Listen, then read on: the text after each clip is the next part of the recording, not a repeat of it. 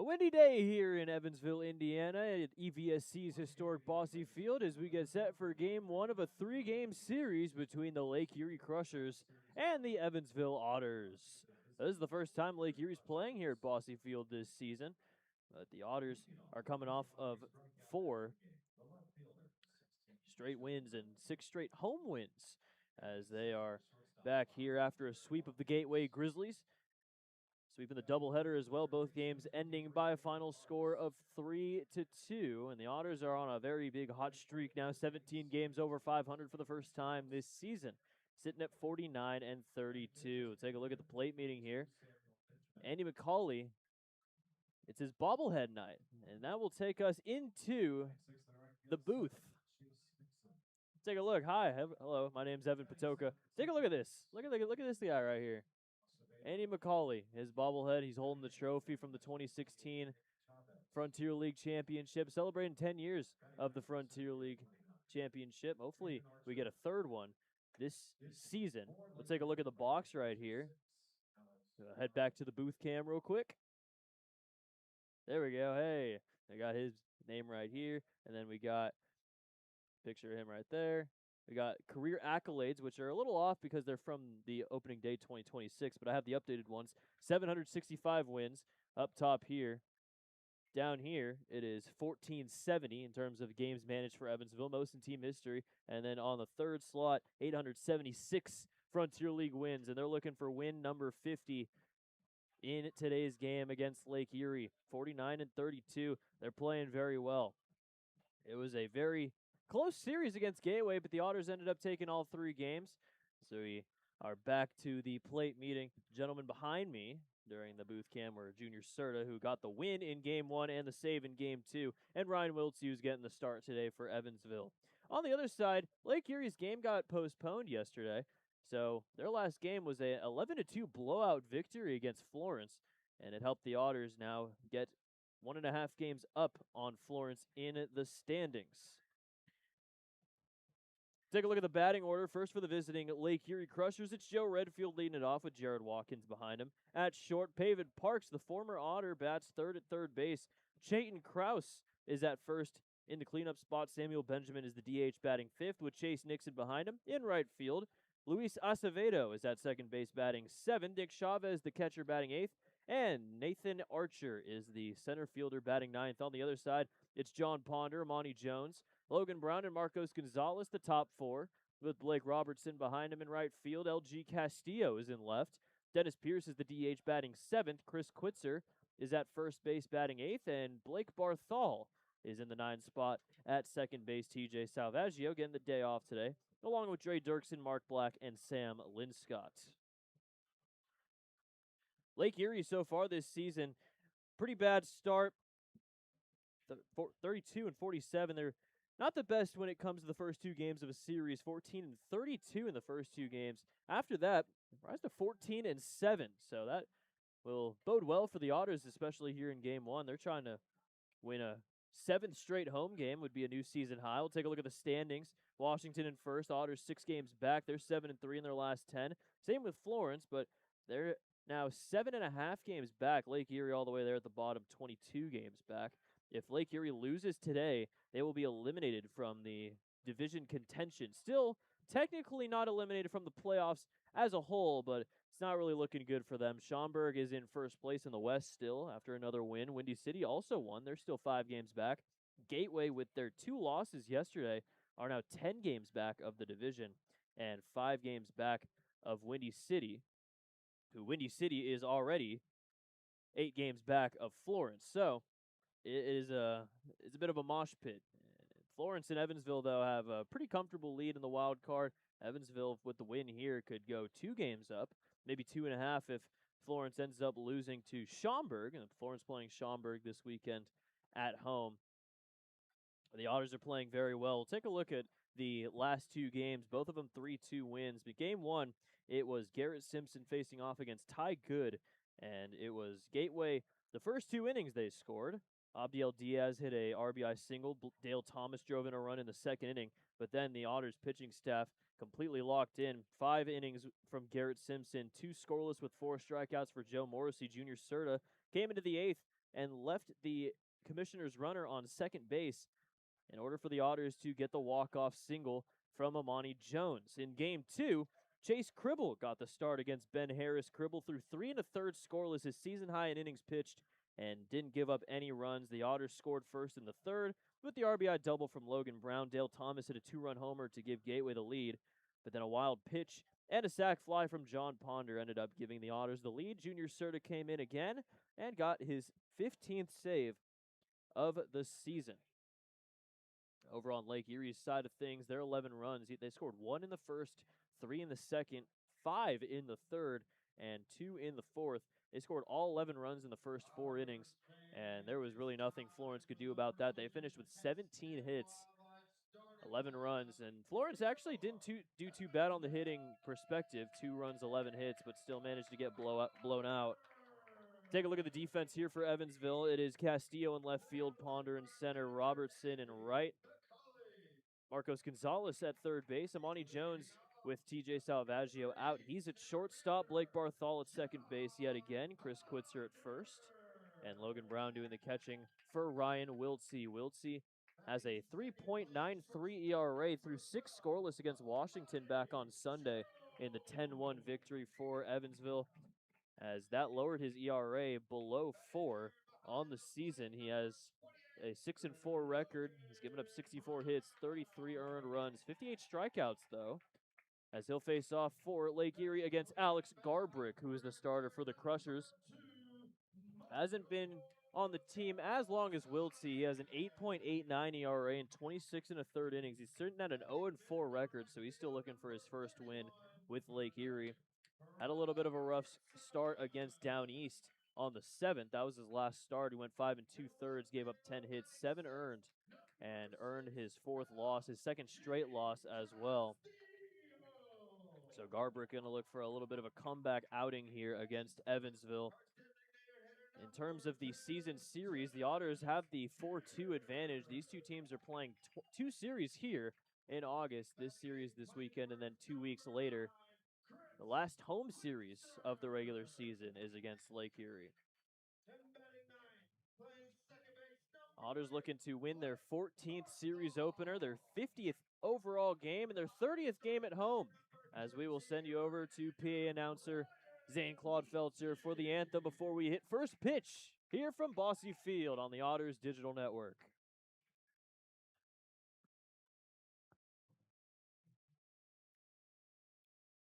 Ladies and gentlemen, at this time, we ask that you join us in a moment of silence as we remember and honor the life of Sam Schultz, a graduate of Memorial High School and a passionate sportsman. Sam inspired those around him with the strength and perseverance throughout a lifelong battle with the skin disease commonly called the butterfly disease. Our thoughts and prayers are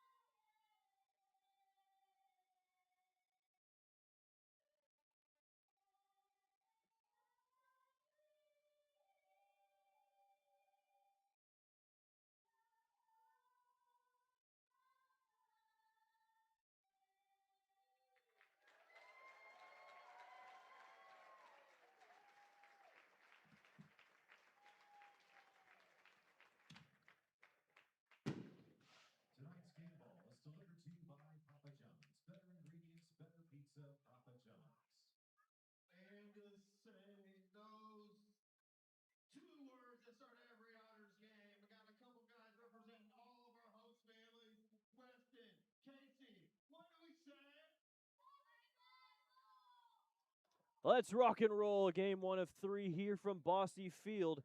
As the Otters hit the field, they are as hot as ever. The Otts hot. 6 straight home wins after a win in both games of the doubleheader yesterday, 49-32. It has been a fun season so far for the Otters, and they're looking to continue things here, get win number 50. And it will be Ryan Wiltsey in charge of making sure that gets done. He has a 3.93 ERA in 75 and 2/3 innings. He has pitched against Lake Erie just one time this season. Let's take a look at the overall stats here. 1.24 whip, 30 walks, 58 strikeouts.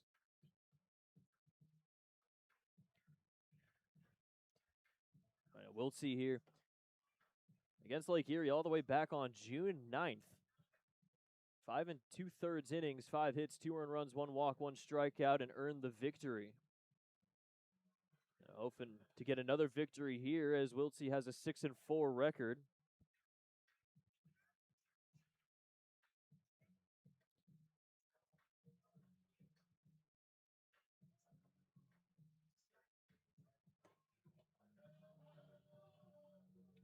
Now let's take a look here. Redfield leading it off.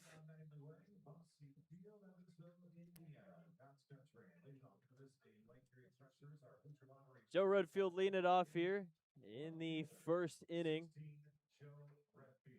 Another Redfield here has a 263 average in 72 games so far this season. It's been a while since the Otters played against Lake Erie this season. All the way back June 18th, the last time these two teams faced off. First pitch is called a strike, and it is at 6:37.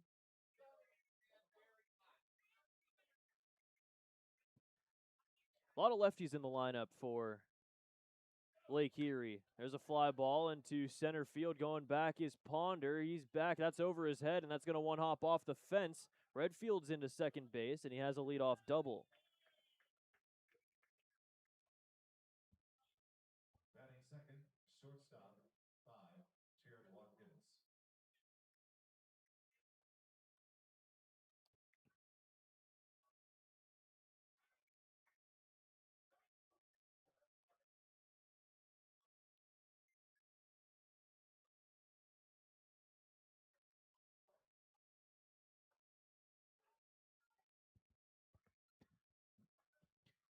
Another lefty, Watkins.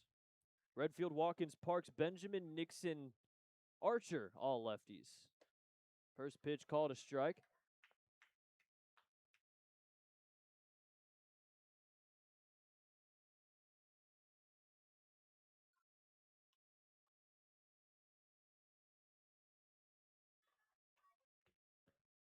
Oh, 1. High pop up into left field. LG Castillo will make the catch, and that's out number 1. Batting third baseman, 23, David Parks. That'll bring up Paven Parks, the former Otter, back here at Bosse Field for the first time this season. He's with Evansville last year. 63 games with the Otters, 268 average. Ended up getting released, signing with Gateway, and also spending some time in Ottawa as well as Washington. I played for 4 teams last season, but most of the time spent with the Otters was teammates with Ryan Wiltsey. Swing and a miss. Paven Park sitting at 99 strikeouts, which is one of the highest in the Frontier League, so chance for the big 100 in terms of the strikeouts. He strikes out a lot, but he also leads the team in home runs and RBIs. Has Redfield on second base with 1 out in the top of the first inning.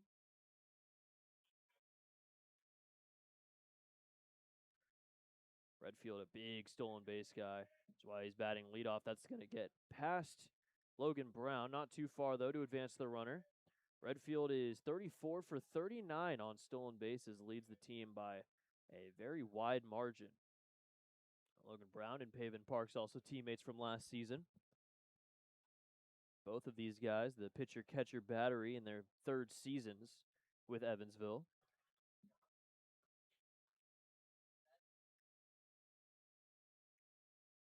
One.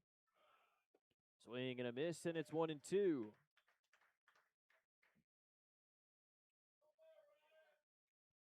Parks hitting .263 this year off of the Otters.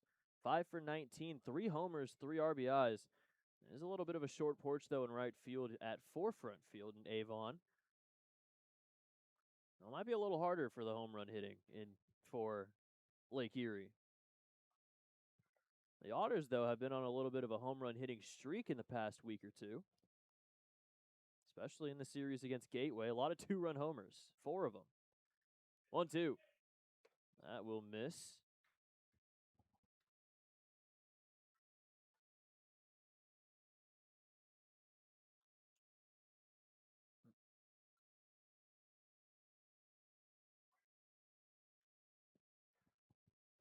Two.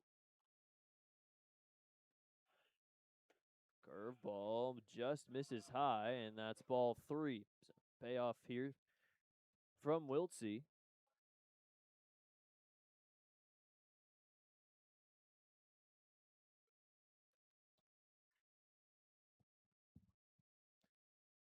Payoff here from Wiltsey. Runner on second with 1 out in the top of the first inning.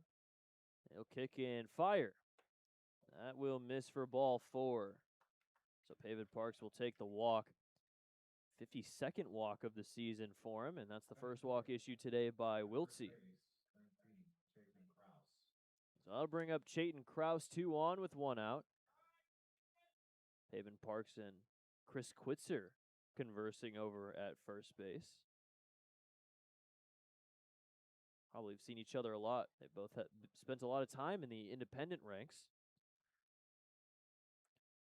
First pitch to Kraus. First time Kraus is facing off against the Otters this season, as that one will miss a little high for ball 1. Our umpires for today, Elliot Brown's behind the plate with the crew chief Alex Lowry at first base. Henry Schmulwitz is at third.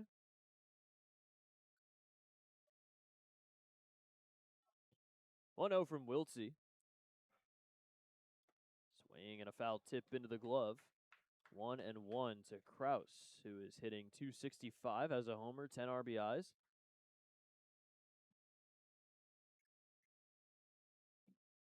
Back-to-back 1-for-4s in the series against Florence. Big lead off of first for Parks. Fastball misses a little high, and it's 2-1.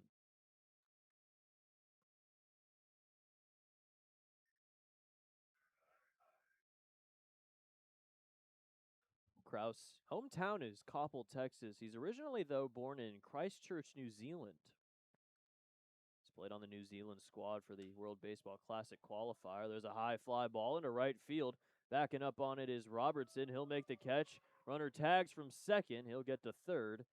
And that will put runners at the corners with 2 outs for Samuel Benjamin. Batting to designated hitter 22, Samuel Benjamin.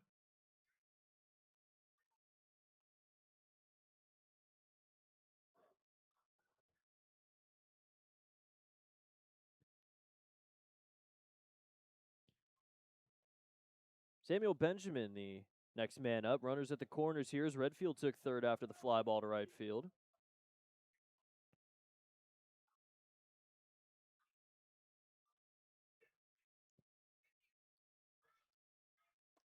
First pitch from Wiltsey is going to miss a little low for ball 1. Samuel Benjamin, another lefty, .258 average now in his 67th game.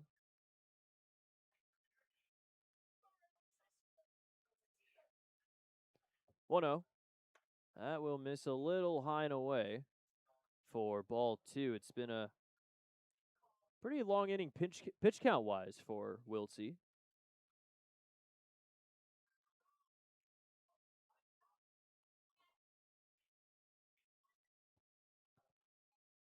Two-0. Runner goes inside, called a ball, throw to second base is not in time.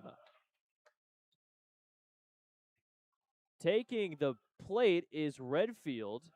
Andy McCauley is going to come out there, have a chat with Henry Schmulwitz.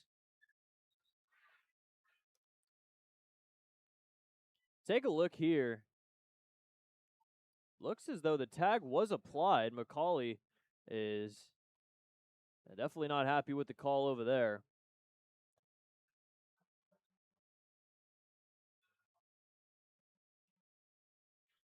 So a run will come in. Lake Erie's taking a 1-0 lead, as everyone was certain that that was out number 3, and it wasn't. Redfield was able to take home after that one. Stolen base for Paven Parks. Lake Erie an early lead here in the first inning. For Parks, that's his 13th stolen base of the year.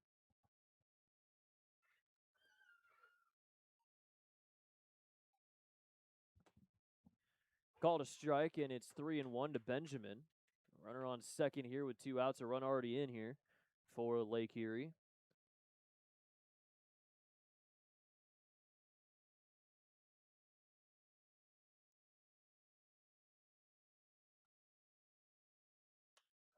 High fly ball into right field. Robertson running after it over to the fence, and he just has enough room to make the catch for out number 3. A run comes in, though, for Lake Erie as they lead it 1-0 heading to the bottom of the first inning on the Otters Digital Network.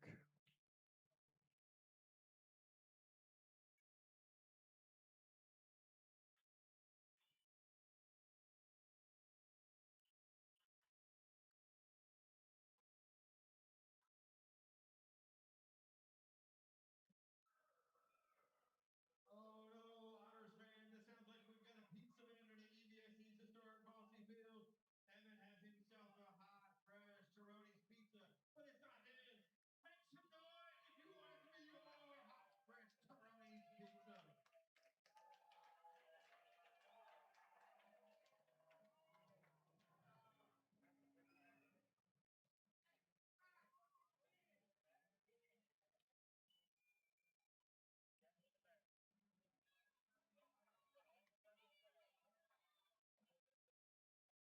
To win in sports, adjust your strategy as the game changes. The same is true of investment. Your Upper Jones financial advisor can help you create a game plan for your financial success. Visit UpperJones.com to get started today. Put your battery. For visiting Lake Erie Crushers. Starbrick is on the mound. Nick Chavez behind the plate. Pitcher catcher, powered by the Answer Auto Repair East. Find your battery needs at the Answer Auto Repair East, located at 2319 North Road. Give them a call 812-475-9000.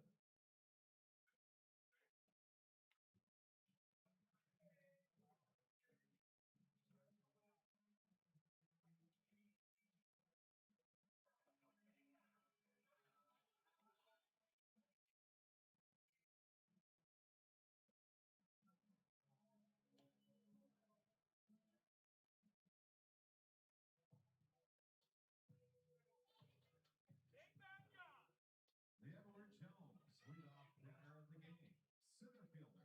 Center fielder, number 3, John Hunter. Bottom of the first inning here in Evansville. 1-0 Lake Erie has the lead as John Ponder leads it off. It's Ponder, it's Jones, and it's Brown. Otters down 1 already here. The starting pitcher, Alex Garbrick, pitching with a lead already before he even tossed in his first pitch of the day. Here's pitch number 1, as that one will miss inside.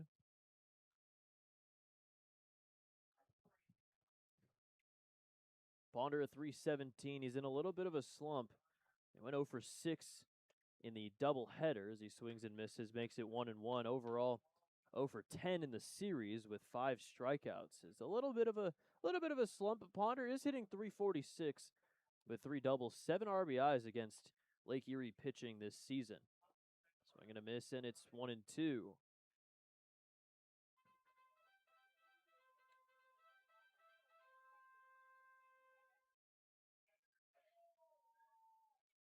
Garbrick has an 8.89 ERA, 26 in the third innings, an 0-4 record.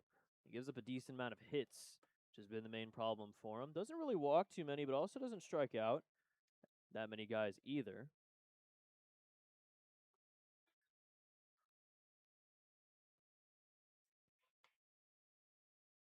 Two. Slow roller over to third base. Paven Parks throw over to first is in time, and that's out number 1.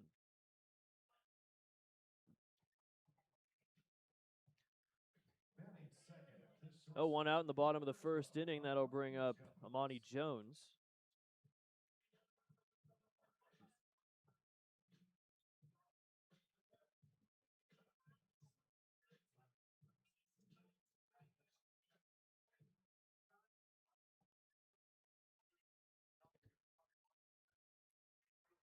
It's been those top two, Pawner and Jones, the past all season, pretty much.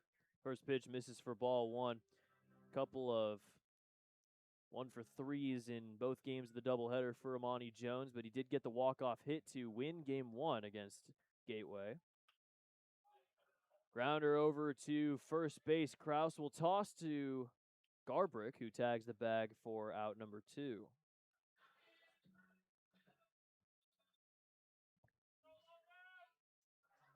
Batting third and catching number 28, Logan Brown.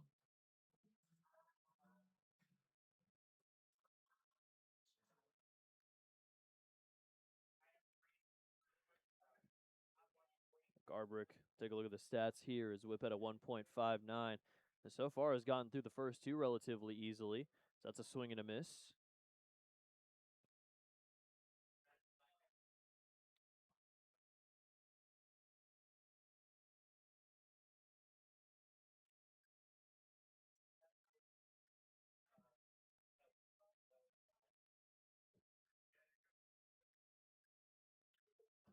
Fouled away. Logan Brown hitting at a 344. Has a hit in his last 4 games, including a hit in each of the games he played in the Gateway Series. Only 2 of them, 2 for 4 though in game 2 of the doubleheader yesterday. RBI double that ended up making it 1-0 at the time. So that's fouled away, and it'll remain at 0-2.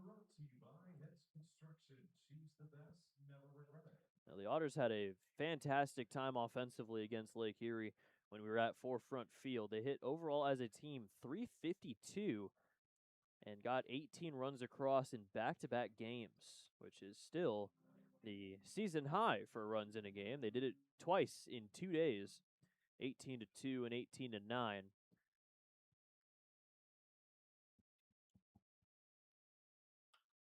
Ground ball over to first base again. Kraus tosses to Garbrick, who tags the bag for out number 3. 1-2-3 first inning for Garbrick.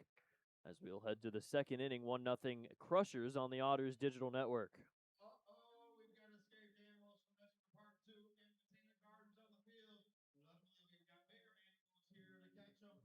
Let's see, our squirrel is Clara, frog is Emily, and Mora is our otter. Place your bets, make your pick. Whoever gathers the most animals wins some passes to the zoo. Animals, are you ready? Set, go! One more.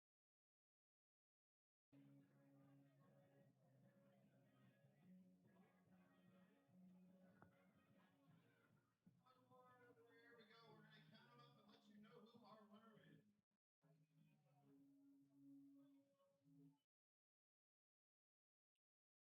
Evansville, do you love the Evansville Otters? Wait until you meet the ones at Mr. Park Zoo. Everybody in Section G.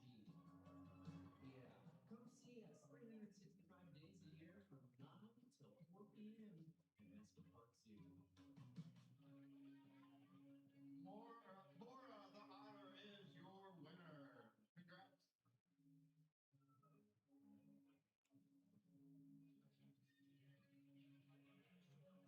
It is the top of the second inning. 1-0 Lake Erie has the lead here as Ryan Wiltsey's back out there for another inning of work.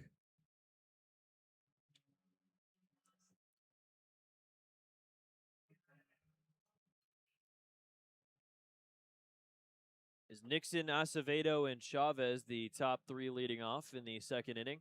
Now, Wiltsey gave up the 1 run on the double steal. Ended up being a safe call as Paven Parks ended up taking second base, allowed Redfield to come in from the back door to score, and that's where we're at now.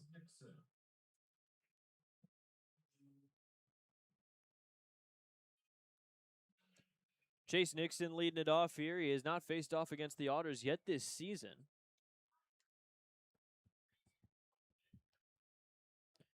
Nixon hitting a .333 so far, only his 5th game of the season, but has a homer and 2 RBIs already.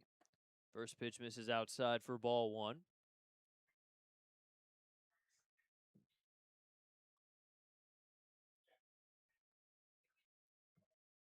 The 1-0.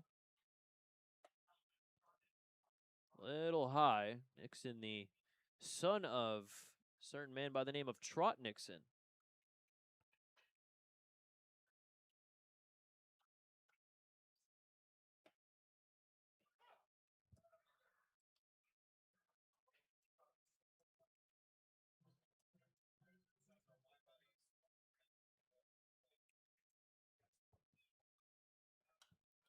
Fouled away off to the left side, and it's 2-2. Remember Trot Nixon, the Boston Red Sox World Series champion, also a Red Sox Hall of Famer. 2-2. Swing and a miss for strike 3. Drop third. Logan Brown will toss it on over to first base in time. And that's out number 1. That's a Sherman American Bank strikeouts.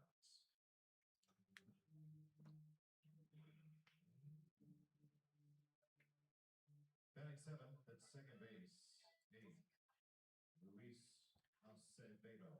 That'll bring up Luis Acevedo for his first at-bat of the day. He's hitting at a .264. 71 games this season. First pitch is called a strike, and it's 0-1. Acevedo is hitting .381. Remember, he had a very good series against the Otters that second time that the Otters went to Avon. A little high, and it's 1-1. 8 for 21 overall with a homer and 2 RBIs. Also 3 walks and 4 strikeouts.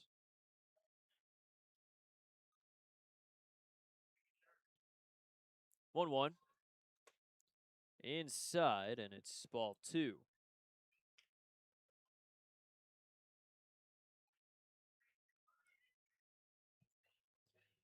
It's with New Jersey last season. That'll miss a little high for ball 3. Already a walk given up by Wiltsey today to Paven Parks. It was on a 3-2 that just missed a little high, and he ended up helping a run come in for Lake Erie. That's for the reason they have the 1-0 lead. 3-1 popped up, foul ground. Quitzer looking after it, but he will not have space. Foul ball brought to you by Heads Construction. Choose the best, never regret it. Makes it a full count at 3-2.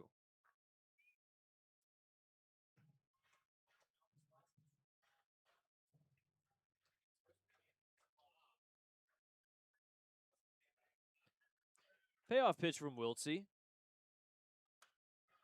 Popped up yet again into foul ground. Quitzer giving it more of a rush this time, and he makes the catch.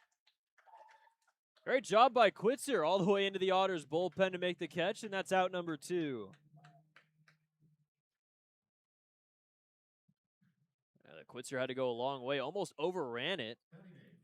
Was looking at the bullpen, looks back up. He almost overran it, but makes the catch, almost falling down backwards, and runs into the fence. Gets out number 2, though. And that'll bring up Nick Chavez, the switch hitter. Only switch hitter in the lineup. Also the only catcher listed on the roster for Lake Erie, as that one's called a strike, and it's 0-1. Chavez hitting a .291, was the emergency catcher when the Otters went to Forefront Field. That'll miss a little high, and it's ball 1.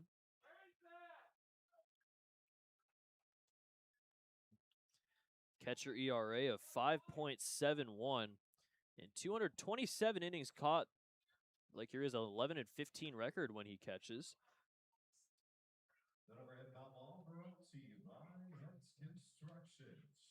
Might see the Otters try to run on the base pass when they get on, because Chavez, out of 61 stolen bases, he's only caught 5, which is at an 8% mark. As a comparison, we take a look at the catchers for the Otters. Logan Brown's at a 40%, 18-45. As there's a fly ball into center field, backing up Ponder, but he's got it. And that's out number 3. 1-2-3, top of the second for Wiltsey. We'll head to the bottom half of the second inning. 1-0 Lake Erie on the Otters Digital Network.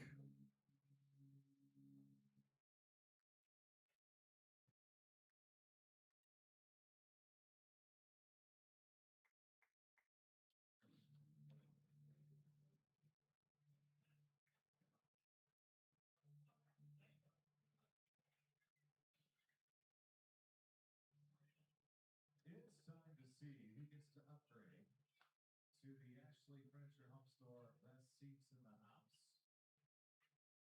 Our lucky winner gets to spend the rest of the game in the best seats in the house.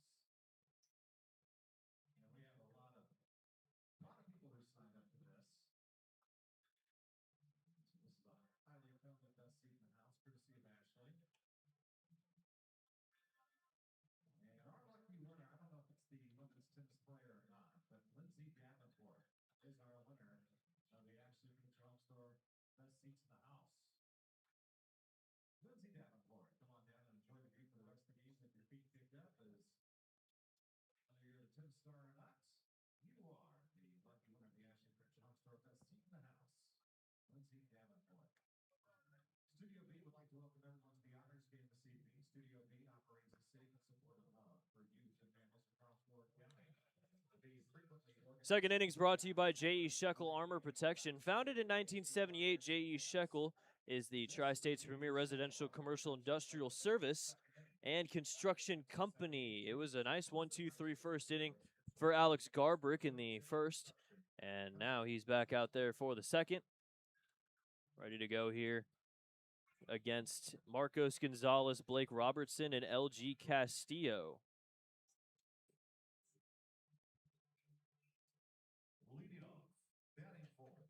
Marcos Gonzalez hitting .348 against Lake Erie this season.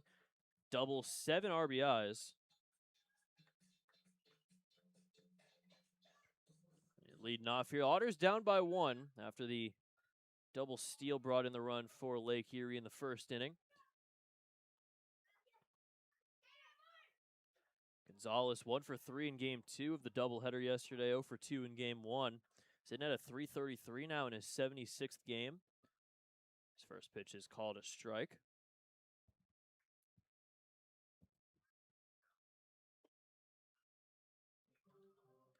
One and one.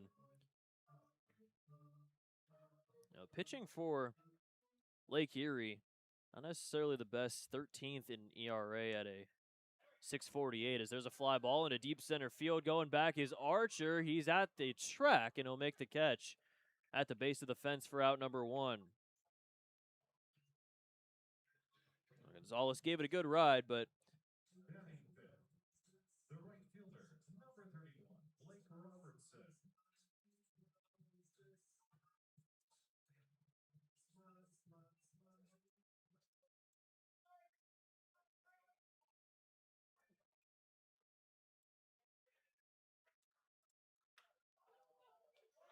base hit into right field on the first pitch for Robertson. That's the first hit of the day for the Otters. Batting 6, the left fielder, number 6, L.G. Castillo.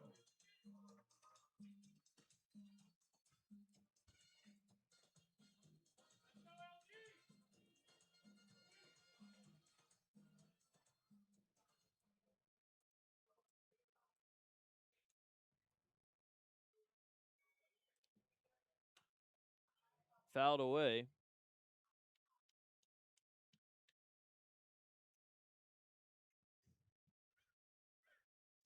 LG so far this season against Lake Erie had his best stretch of the year against the Crushers. .476, 10 for 21. So that one will miss for ball 1. Double 5 RBIs. Just kept hitting the heck out of the ball against the Crushers in Avon. Had a 4-hit game, 4 for 4 on June 17th against Lake Erie. There's a fly ball into right field. Nixon not having to move too far. He'll make the catch, and that is out number 2.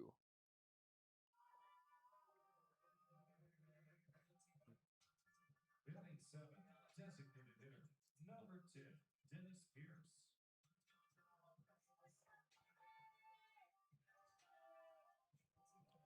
Dennis Pierce, runner on first here with 2 outs. Pierce has a hit in his last 6 games. 1 for 3 in game 2, 2 for 3 in game 1 of the doubleheader yesterday. First pitch called a strike. Also has a homer in back-to-back games back on Sunday and then on Tuesday, raising his homer total to 13. Has 2 of his 13 homers against Lake Erie, as well as 12 RBIs. So he had a good series against the Crushers. He swings and misses, though, and it's 0-2.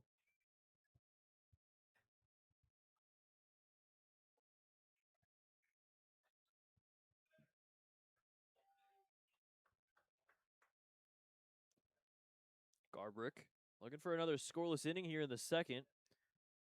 Is 0-2. Fouled back to the netting.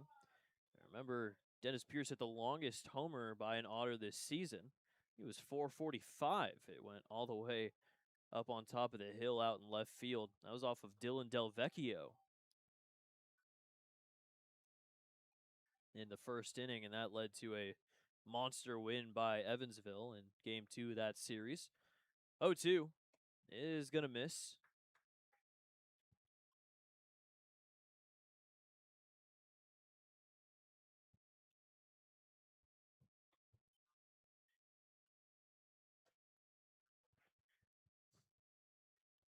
One-two pitch. High fly ball into deep center field. Going back is Archer. He's back at the wall, and he'll make the catch for out number 3. 2 balls hit to the same spot by Gonzalez and Pierce. Just barely missing for both of them, and another scoreless frame for Garbrick. Will head to the third. 1-0 Lake Erie on the Otters Digital Network.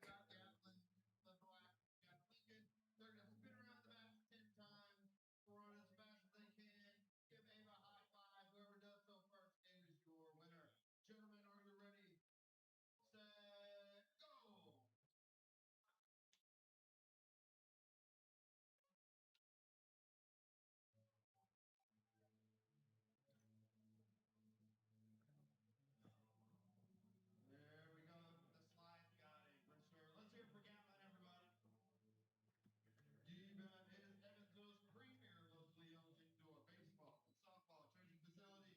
Experience top-notch batting cages, automated pitching machines for baseball, fast pitch and slow pitch softball, personalized lessons, exciting camps and clinics, unforgettable birthday parties, and pro shop. Loaded everything you need from car borrowing located on O'Hara Drive to the airport. Visit DMAT 7 days a week for all your baseball and softball needs. Don't forget, fans, stick around after tonight's game for our fireworks show right here at EBSC's historic Bossy Field. Those of you that got here early to be one of the first 500 to get the Asian Poly bobbleheads, we hope you enjoyed that in your living room or work office.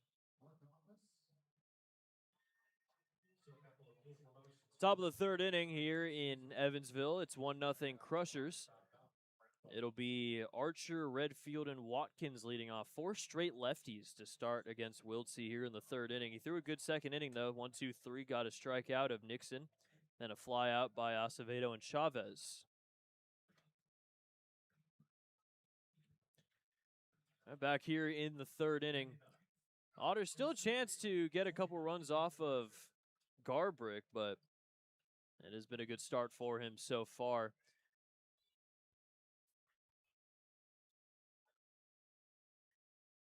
We'll see last season against Lake Erie. He had a 3 1/3 innings pitched, 2 earned runs, 3 hits, 1 walk-in, 2 strikeouts.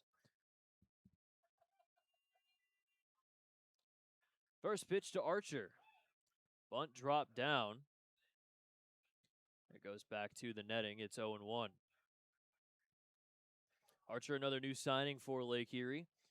And his 5th game as well, signed on August 7th. Local guy, he's from LaGrange, Ohio, just a little bit south of Avon. 0-1. Fouled back, and it's 0-2.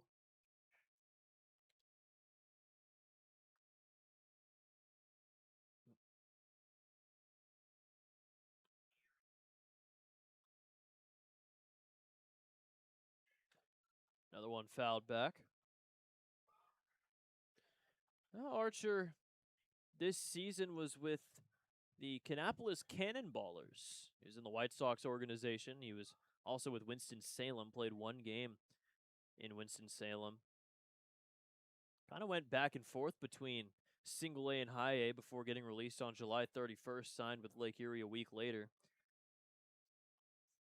We'll see tomorrow Landon Williman get the start. He was teammates with Nathan Archer at Bowling Green State.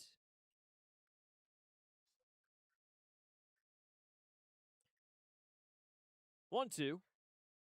Little high. It was 1-0 Lake Erie. Lake Erie has one run on one hit, no errors. No runs, one hit, no errors for Evansville on the other side.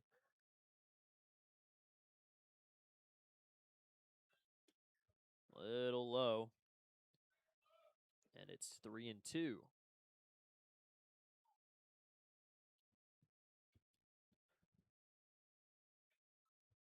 A long at bat here to start the third. Now the 3-2 from Wiltsey. There's a ground ball over to short. Amani Jones will grab it. Throw to first is not in time. And Nathan Archer beats it out. Infield single for Archer. That's the second hit of the day for Lake Erie.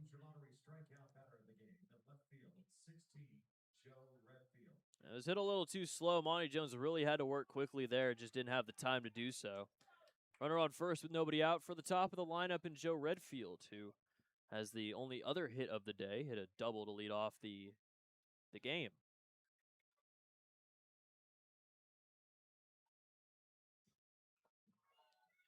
Bunt showed, it's dropped down, but foul over to the Lake Erie dugout. Redfield's double, that was his 18th of the season. Leads the team in doubles. And now he's a hit in 6 straight games. 0-1 from Wiltsey. Before that, throw back to first.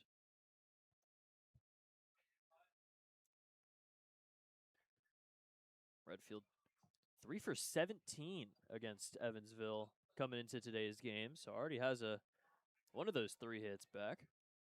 Also had a homer and 3 RBIs. Swing and a miss, and that's 0-2. He is in his first season with Lake Erie, though, after spending some time in the Angels organization. A decent amount of guys on this team that have been in affiliated baseball. Redfield, Watkins, Parks, to name a few. And we just talked about Archer as well. Decent amount of pitchers as well. Jaron Williams, the new signing for him, on the bench today, but he was also an affiliated ball. Liner back up the middle into center field for a base hit. And Archer will stop at second base. Throw goes to second. Back-to-back singles for Archer and Redfield. And there's 2 on with nobody out in the 3rd inning.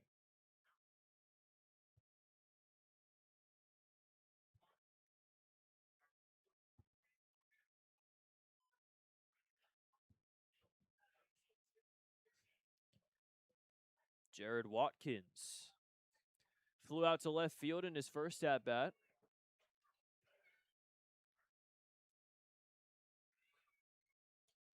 In terms of the stolen bases, Lake Erie does steal a decent amount. 100 stolen bases heading into today's game. Another bunt dropped down and fouled back. I haven't seen a successful bunt drop down yet. We've seen 3 guys attempt one in a row.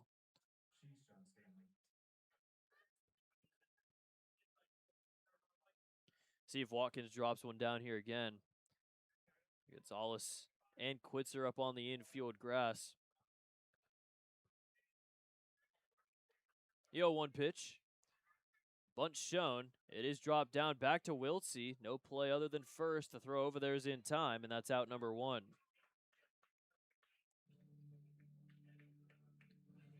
So the sac bunt is out number 1. Archer will take third. Redfield will take second.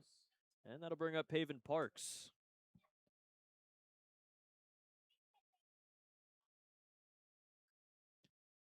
Parks ended up walking in the first, stole second base, was his 13th stolen bag, and then ended up allowing Redfield to head to the plate. It's the only run so far today for either side.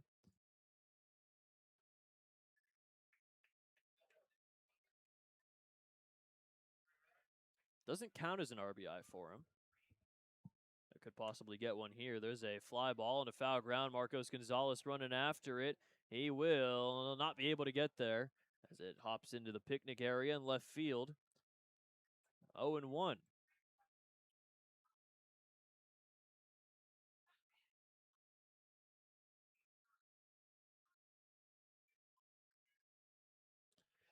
Now everybody's going to head to their respective positions as we await. Everybody sort of probably a little gassed after going for that one. We'll take a look quickly at the out-of-town scoreboard. Just anything we see. Joliet's beaten Windy City 4-0 in the second inning. That's a good start for the Slammers. 5-2, New Jersey's beaten Sussex. It is a very close race in the East Division.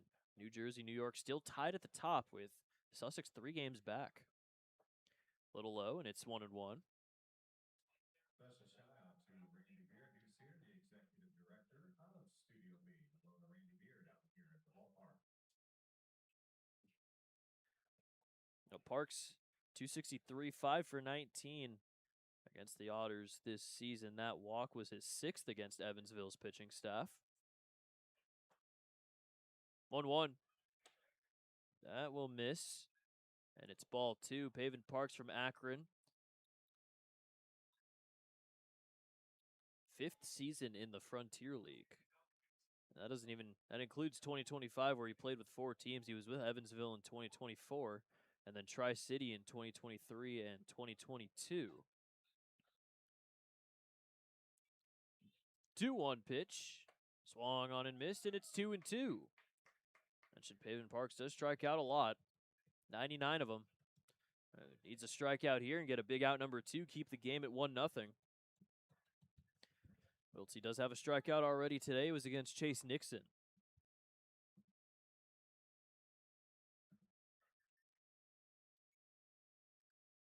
2-2. Check swing foul over near the first base way.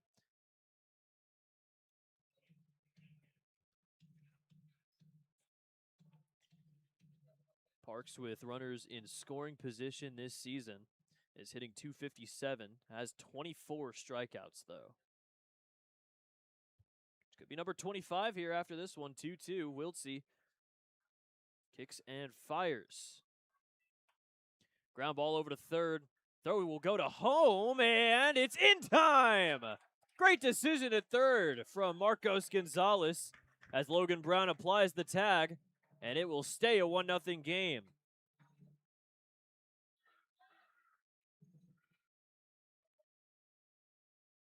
First baseman. Parks will reach on the fielder's choice as Archer is out at home. So 2 down, 2 on. A lot more comfortable for Wiltsey. Let's take a look at the replay here. Gonzalez instantly, if he had any sort of hesitation there, that would have been a second run, but immediately throws it to Logan Brown and gets that second out. Chayton Krause here with 2 down. First pitch called a strike. Fly out to right field for Krause. Standing at 6'3". Honestly, looks a little taller than 6'3", if we're being honest. 0-1. Fly ball into right field going back on. It is Robertson, and he is right there to make the catch for out number 3. Second and third with 1 out. Lake Erie is unable to score. Another jam gotten out of by the Otters as it is still 1-0. Heading to the bottom of the third on the Otters digital network. Who's ready to show off some muscle? Hopefully, Jude is ready to show off some muscle because he is next in line for Indian Air National Guard push-up competition. All season long, we've been having our fans compete. See how many push-ups they can do in 30 seconds.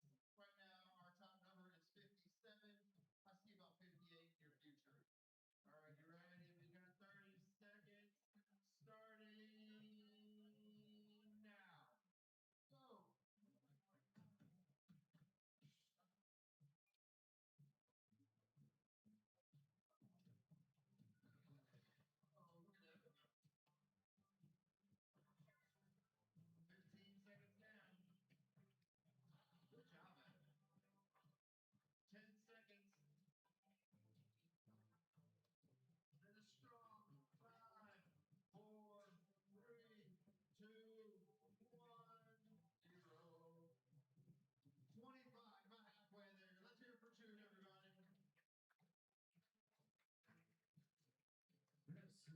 Precision Pest and Wildlife, third inning. Every great team brings precision to the field. We bring it to your home and business. Call 812-993. The third inning is brought to you by Precision Pest and Wildlife. Every great team brings precision to the field. We bring it to your home and business. Call 812-993-3341 or visit precisionpestwildlife.com. Let's elevate the standard together. Well, Alex Garbrick has been pitching pretty well through 2 innings. See how he does in the third here. He's facing off against Quitzer, Barthol, and Ponder.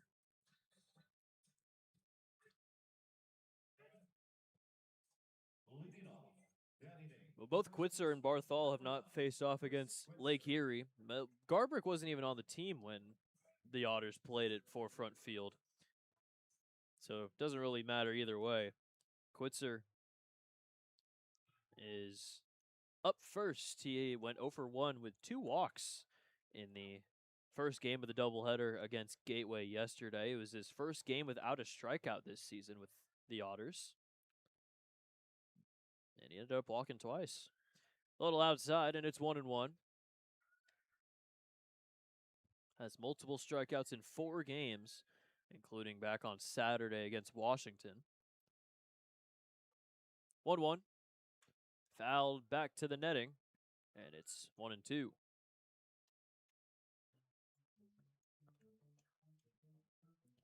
Garbrick was a 17th round draft pick out of the 2021 MLB draft by the Phillies.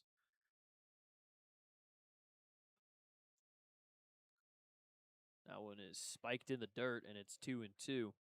28 years old. He's from Lock Haven, Pennsylvania. He was drafted in the 40th round back when there were that many rounds back in 2019 out of Morehead State. Didn't sign, ended up going to USC Upstate, got drafted there, and ended up signing as well. Grounder over to first, snagged there by Kraus. He'll flip to first in time, and that's out number 1. A little bit of indecisiveness from Kraus on whether to go up or go back on that grounder. Decides to go back, and it works out in his favor, as that's out number 1.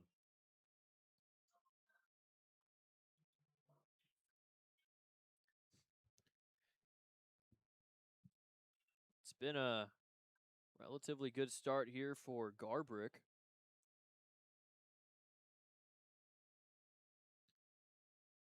Especially after the 7 earned he gave up against Down East in his last start. First pitch will miss for ball 1. Garbrick has given up 7 earned in each of his last 2 starts. It includes August 1st against Sussex, 5 innings, 7 earned. Got the loss there. He's gotten the loss in his last 3 starts. So that one's high for ball 2.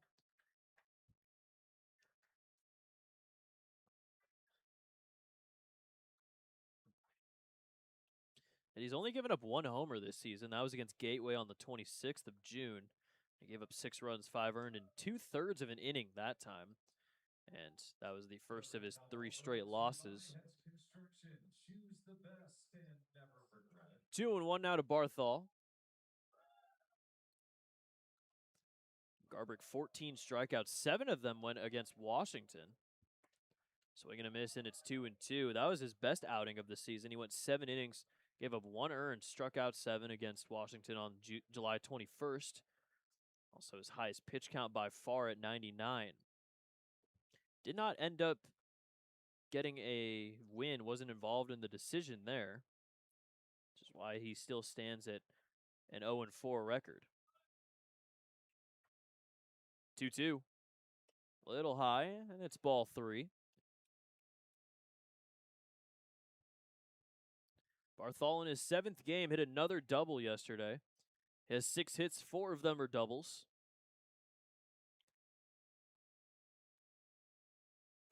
Swing and a miss, and that's strike 3. First strikeout for Garbrick today, and that's out number 2. Edward Jones, leadoff batter of the game.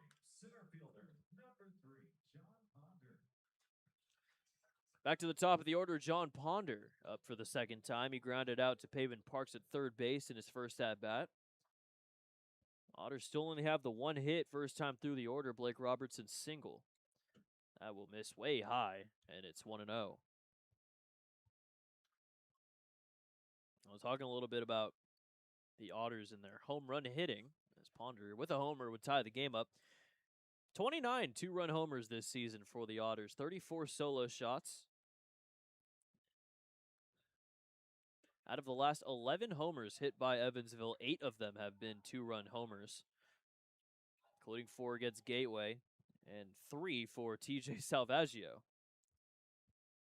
as he's been on a bit of a hot streak so far in the last week. Fouled away. Foul ball brought to you by Heads Construction. Choose the best, never regret it. Foul ball brought to you by Heads Construction. Choose the best and never regret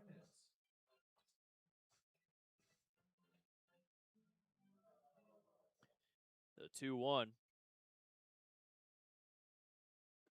Inside, and that's ball 3. No walks yet for Garbrick today. Most walks he's had in a game is 3. Doesn't necessarily walk too many guys. Gave up 7 earned and walked only 1 in his last start. Didn't strike out anybody, though. 3-1. That is ripped into left field for a base hit, and John Ponder has a 2-out single.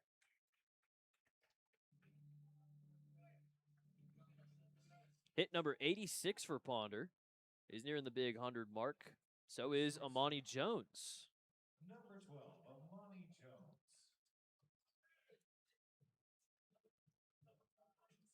Amani Jones is sitting at 94 professional hits. He'll be hitting that 100 mark this season for sure. With how many games we have left, he's bound to get 6 hits in 20 games. First pitch a little high. Hopefully the Otters 2-out hitting can come back here and possibly get on the board in the bottom of the 3rd inning. This isn't a 7-inning game like yesterday, so the Otters do have a lot of time still. Still early on in this one, but got to get to Garbrick here. Runner goes as that one's going to miss. No throw from Chavez as Ponder will take second base.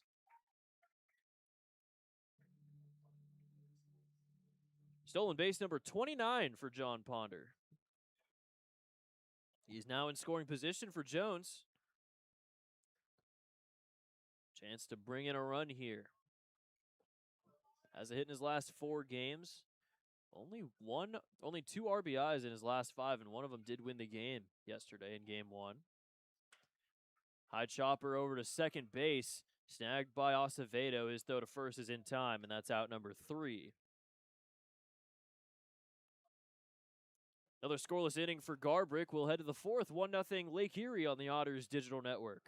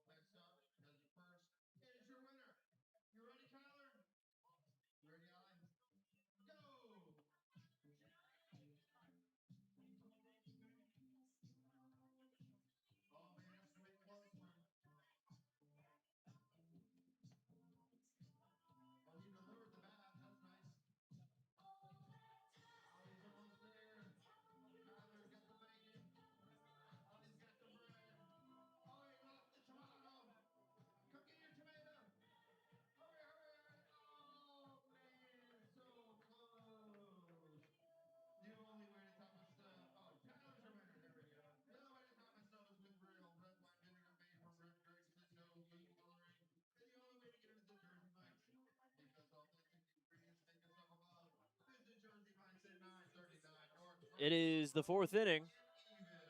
1-0 Lake Erie has the lead. Ryan Wiltsey has giving up that 1 run. Otherwise, it's been a couple of scoreless frames from him. Otters had a runner on second with 2 outs, but Amani Jones grounded out to second base to end that frame and keep things at a 1-0 ball game.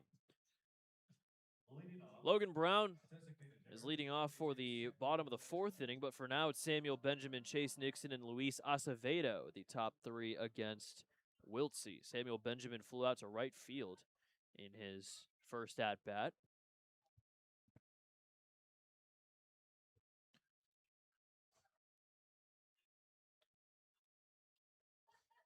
Benjamin, 24 years old, his first season with Lake Erie, swings at the first pitch, grounds it over to Barthol. His throw to first is in time, and that's out number one. One pitch, one out to start the fourth for Wiltsey. And that will bring up Chase Nixon.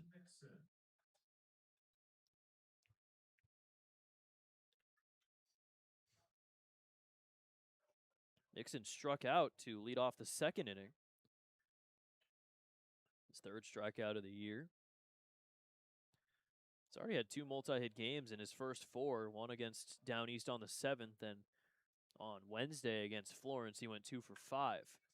That's another first pitch swing and a high fly ball into right field. Robertson will call off Amani Jones and make the catch for out number 2. Sorry, that's Barthol at second base. 2 pitches, 2 outs for Wiltsey. That will bring up Luis Acevedo. Good for the pitch count so far for Wiltsey.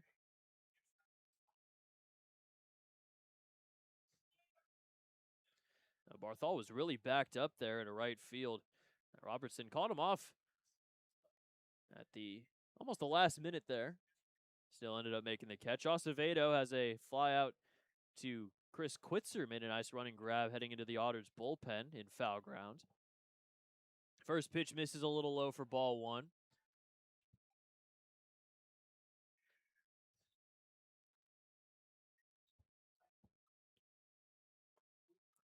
Another one misses low. Ryan Wiltsey had a .44 ERA in July. So far in August, a 3.27. Still very good. Very good. Second time through the order, splits go down. And that is exactly what we've seen so far. As a run came in first time through the order, and haven't seen anything since. Second time through. Just the single to Joe Redfield, the only hit from the order second time through. A little high, and it's ball 3.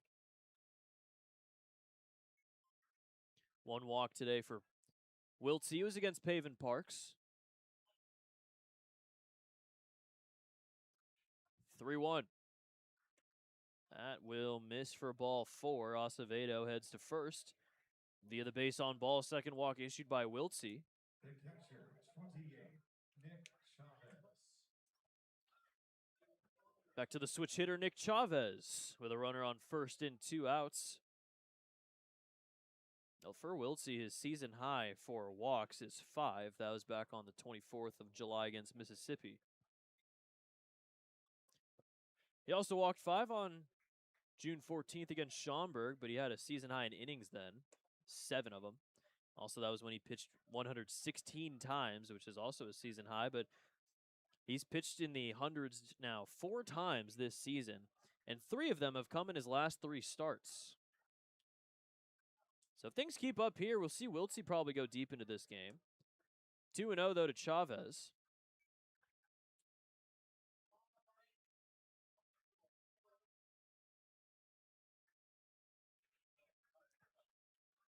Chavez was the emergency catcher for a little bit. He got released on May 3rd. He ended up re-signing on May 29th, was the emergency catcher. But with the moves that Lake Erie has made, trading Alfredo Gonzalez and Derek Vegas, Nick Chavez is the only guy they have left. Their emergency catcher, though, is Angel Mendez. Technically isn't a part of the roster, but still listed as an emergency catcher. The Otters haven't had an emergency catcher all season. 2-0. Grounder over to second base. There's Barthol again. He'll throw to first in time, and that's out number 3. So a walk, but still a pretty efficient 4th inning for Wiltsey. We'll head to the bottom half, 1-0 Lake Erie on the Otters Digital Network.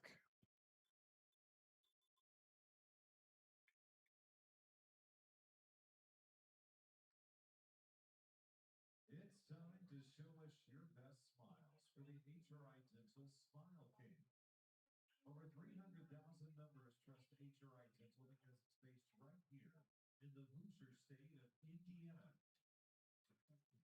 HRI Dental has been ensuring smiles for more than 37 years. Keep smiling with HRI Dental.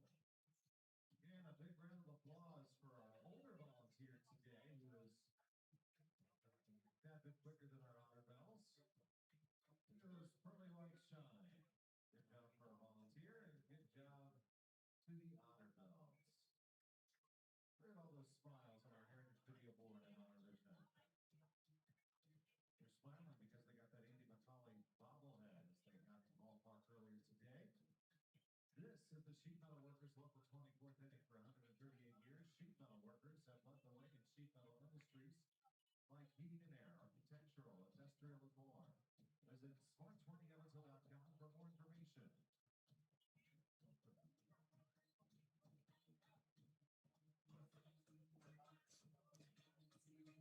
Fourth inning is brought to you by Sheet Metal Workers Local 20. For 138 years, sheet metal workers have led the way in sheet metal industries like heating and air, architectural, industrial, and more.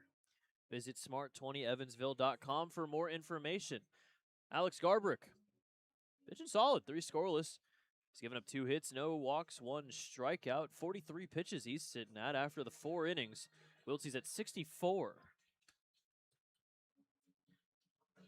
Definitely aided by the 2 pitches, 2 outs mechanic that he used to the first 2 gentlemen, Benjamin and Nixon, in the 4th.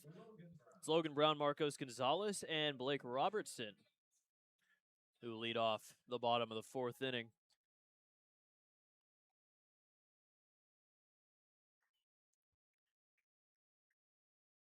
Garbrick was on the IL for a little bit between July 10th and July 21st. A lot of that time was during the All-Star break, luckily for him, as that one misses for ball 1. Logan Brown has a grounder to Kraus at first. There's a 3-1 putout. We've seen 3 3-1 putouts today from the Otters offense. Popped up into center field. Archer is moving in on it, and he will make the catch for out number 1.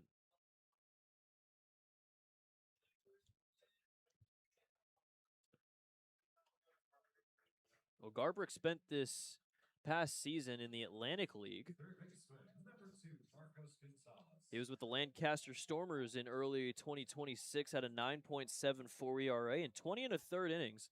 Gave up 22 earned runs, 12 walks compared to 17 strikeouts. First pitch called a strike, and it's 0-1. Gave up 3 earned runs in 4 separate games. His season high in earned runs was 6. That was back on April 22nd against the York Revolution. A little low, and it's 1-1. Finished with an 0-1 record. That loss wasn't on April 22nd against York. It was actually on May 9th against the Lexington Legends. They only gave up 3 earned runs, but earned the loss there. 2-1. He's only given up 1 homer, but he gave up 5 earlier this year with Lancaster. 1 game with multiple homers given up. That was back on May 15th against the High Point Rockers. 2-1. Fouled back. It's going to get all the way to Kraus at first base. Makes it 2-2. What the farthest, the carom off of the roof, the farthest it's gone? I think there was one where it went all the way into right field. That might have happened against Gateway earlier this week. I swear I remember one going that far. That is hit into deep left field. Going back on it is Redfield, and he's going to make the catch. Bang it into the fence, and Joe Redfield, a great play out there and left. Good defense so far today from Lake Erie, and that's out number 2. The right fielder, number 31, Blake Robertson. Well, Gonzalez has been robbed twice today. That was a good catch from Redfield, heading into the Tim O'Brien sign out there in left field. Blake Robertson up now with 2 down in the bottom of the 4th. Outside, and it's 1-0. Robertson has one of the 2 hits so far today for Evansville, a single in the 2nd inning. Fouled away off to the left side. It's 1-1. That overhead bubble brought to you by Hess Construction. Choose the best. Garbrick was also in the Atlantic League with the Stormers in 2025 last season. Only pitched 5 1/3 innings, though, because he missed most of the season with injury. He has been injury prone so far in his career as that one hits the zone.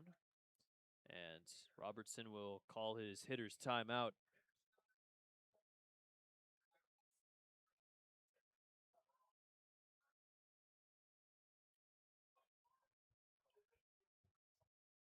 Overall, Garbrick had a 5.33 ERA in 98 innings in the Phillies organization when he was in minor league ball, as that one's fouled away.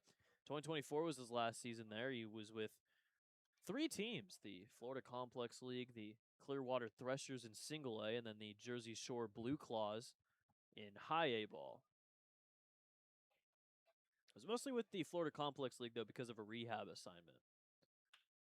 There is another base hit into right field. Blake Robertson is 2 for 2 today. 2 at-bats, and B-Rob's got himself his 14th multi-hit game of the season. That was 5 for 10, hitting at a 500 against Lake Erie this season, and that'll bring up LG Castillo.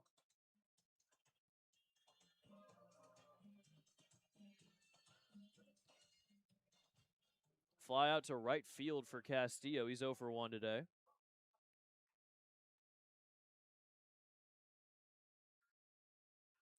First pitch, a little high for ball 1. And most of the season in 2024, he was injured in rehab with the FCL Phillies, played 3 games there. He moved up to Clearwater to continue his rehab. Played 2 games there and then was activated. Played 6 2/3 to finish the season. Had a 2.7 ERA, but then ended up getting released in February of 2025.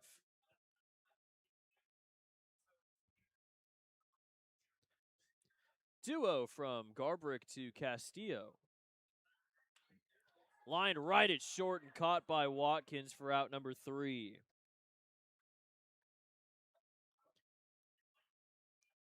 Third hit of the day. Second from Robertson. Nothing doing, though, offensively in terms of the runs scoring. We'll head to the 5th. Crusher still up 1-0 on the Otters digital network. Skip the line or make from the comfort of your own home. The self-service options and Heritage Proud partner of Evansville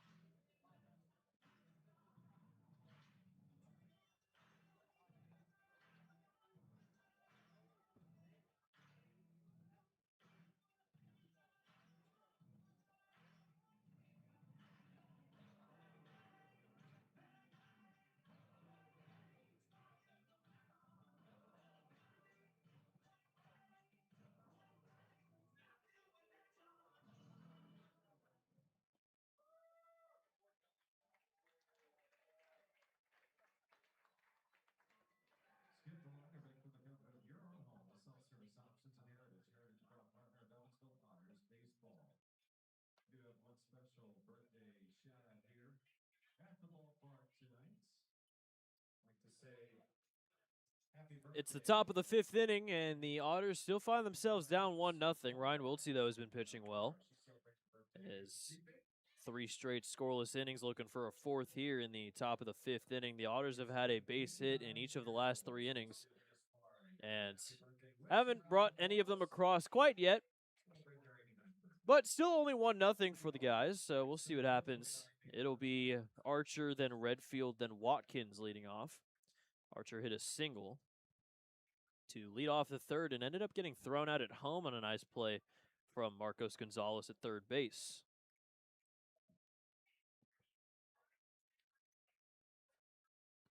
First pitch from Wiltsey is called a strike. Ladies and gentlemen, stand by for an important announcement. Archer, in his last series against Florence, he went 2 for 8. Drove in 5 runs. Grounder over to second base. There's Bartholomew yet again. His throw to first is in time. And that is out number 1. All supplies last must be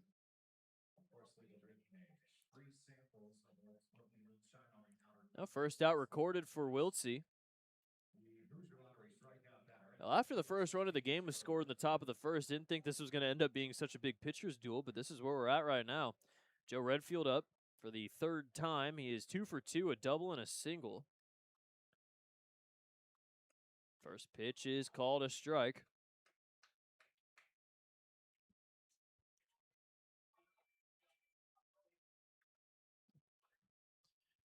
Redfield against Florence went 4 for 9. He's on a little bit of a hot streak.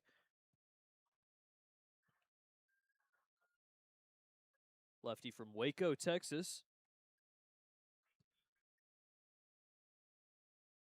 1-1. Called a strike, and it's 1-2. Now, Wiltsey only has one strikeout so far today. It was a Chase Nixon strikeout to lead off the second inning. Redfield's going to call his hitter's timeout. Wiltsey, 15 starts. He has 4 quality starts, which leads the team. Tied now with Colby Morse, who has 4 straight. And looking for his 5th.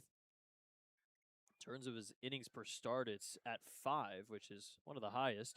Swung on and missed for strike 3, and Redfield goes down swinging. Strikeout number 2 for Wiltsey, and out number 2 in the 5th inning. Congratulations to sections 6 and 7. They're going home with the Hoosier Lottery by coupon. Winners must be 18 or older. Play ball with the Hoosier Lottery, and please play responsibly. Shortstop by Jared Watkins. Jared Watkins is 0 for 1. He has a fly out to left field, a sac bunt in the 3rd, as the first pitch is going to miss low.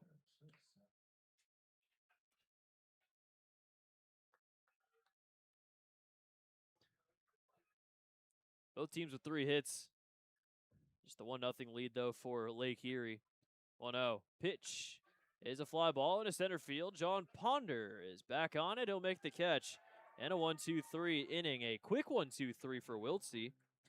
As we are halfway home, Lake Erie is up 1-0 still on the Otters Digital Network.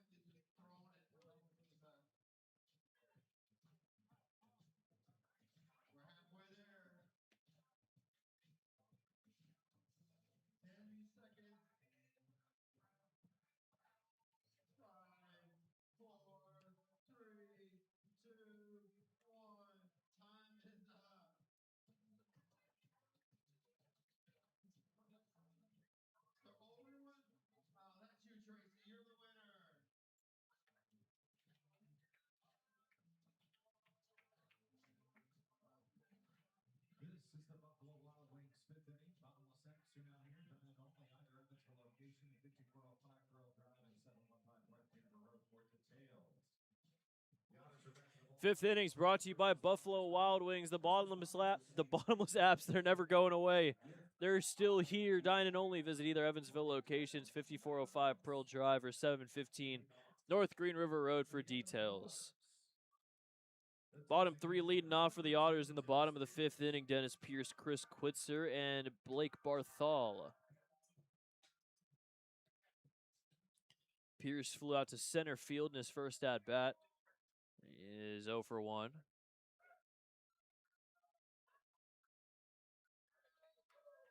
First pitch from Garbrick. Fly ball into deep left field. Going back is Redfield. He looks up, and it is out of here. 14th homer of the year. Dennis Pierce ties the game up at 1. 3rd homer in his last 5 games, hit in his last 7. And we are all knotted up at 1 apiece.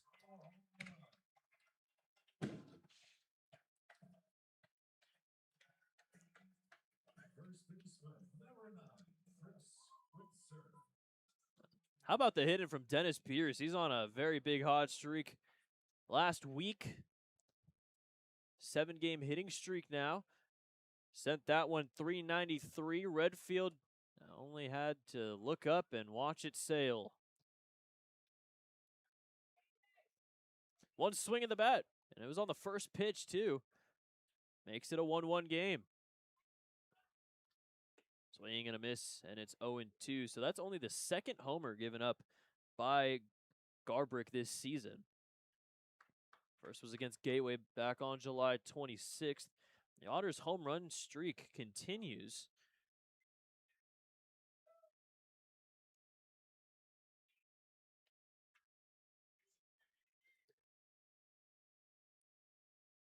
Otters have a home run in each of their last 5 games. Going back to Sunday against Washington.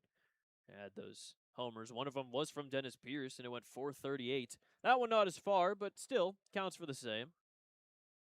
1-2 from Garbrick to Quitzer. There's a drive! Deep right field! Back-to-back Jackson! The Otters have the lead!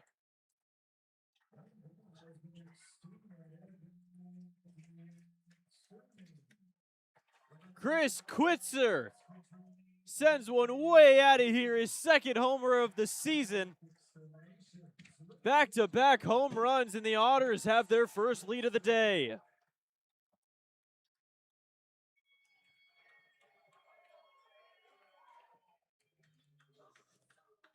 Second baseman, number 8, Blake Barthol. Oh, how about that for a game shift? 2 swings, Otters have the lead. Just keep on hitting the dingers.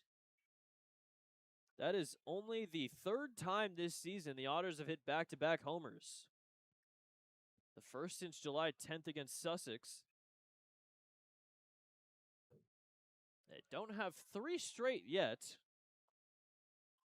Yet is the carrying word there.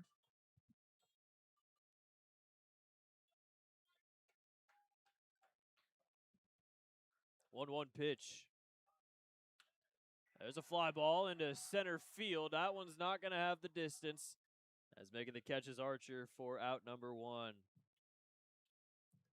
Had a half a second of hope there that we were going to get 3 straight, but unfortunately, it is out number 1. That'll bring up John Ponder.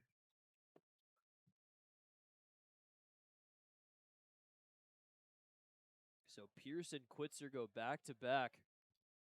Otters now up to 79 home runs this season. Called a strike, and it's 0-1.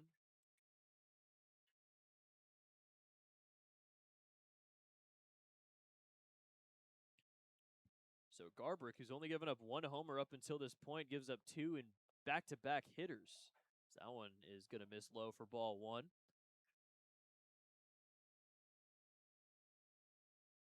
It's crazy how much things can shift.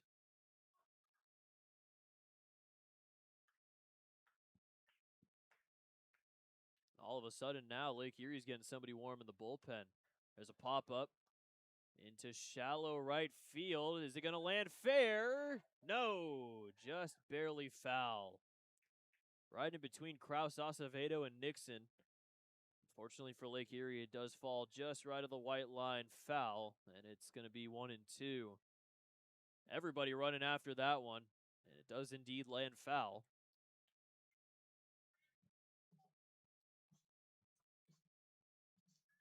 First guy in the bullpen is the big number 33, Kenny Pearson.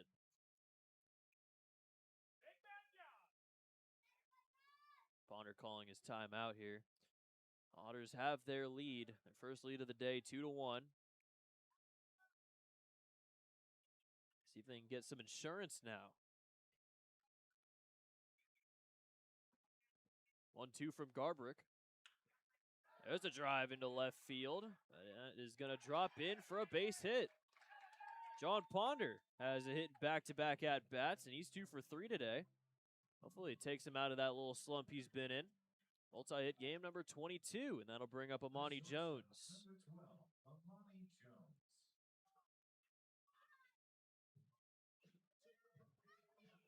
Mound visit time. Garbrick was pitching phenomenally through the first 4, and all of a sudden, after the back-to-back homers, he's kind of floundered here in the 5th inning. Looks like they're not going to take him out just yet.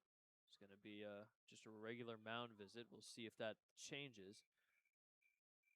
Their pitching coach is Brandon Sittinger, who he will see himself up here on the rafters. He's one of the Evansville players that made it to the MLB but is now with Lake Erie because it's closer to home, which you can respect. I can respect that.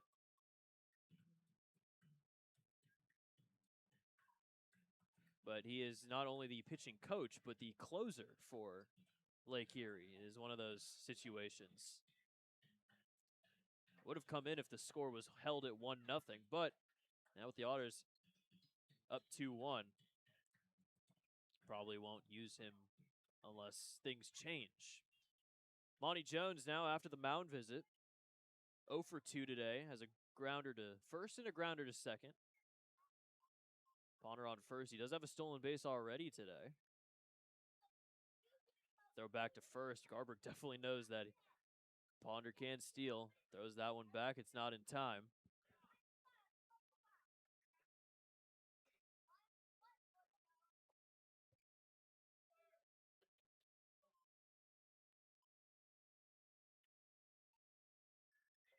Oh, 1. Sorry, first pitch here with 1 out. Throw back again, and that's 2 disengagements. Still not a pitch thrown to Jones yet.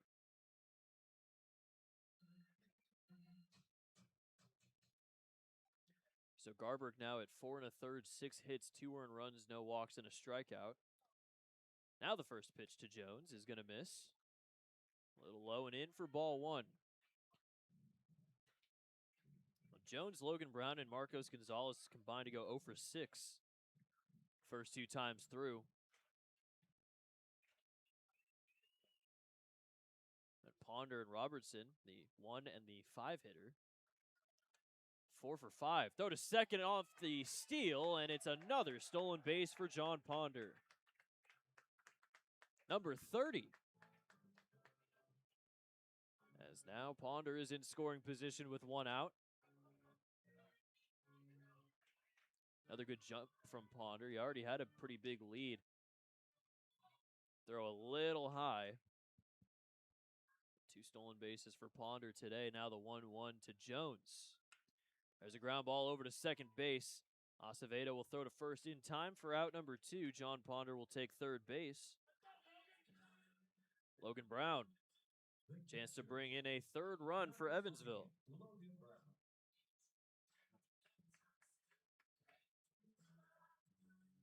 Good crowd on hand here at Bosse Field for the Andy McCauley bobblehead giveaway. Showed it on the pregame, but it's a nice little bobblehead, and we might see a pitching change here. We will.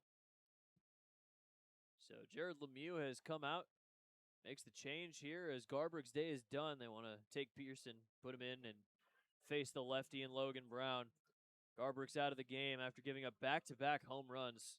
For now, 4 2/3, 6 hits, 2 earned. No walks and a strikeout, but Ponder is on second. That's his responsibility. As we'll take a quick break on the Otters Digital Network.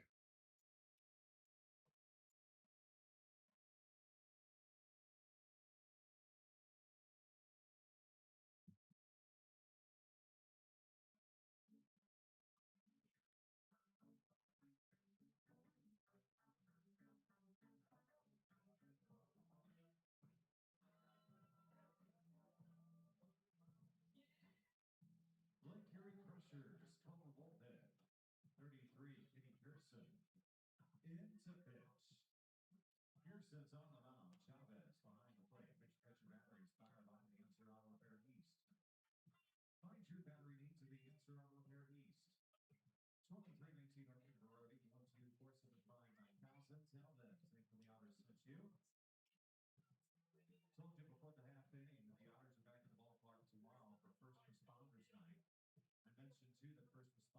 receive free dental vision with a valid identification. Plus, our City Connect jerseys will be up for auction on Dash. The auction will begin at 12 noon tomorrow and closes at 8:30.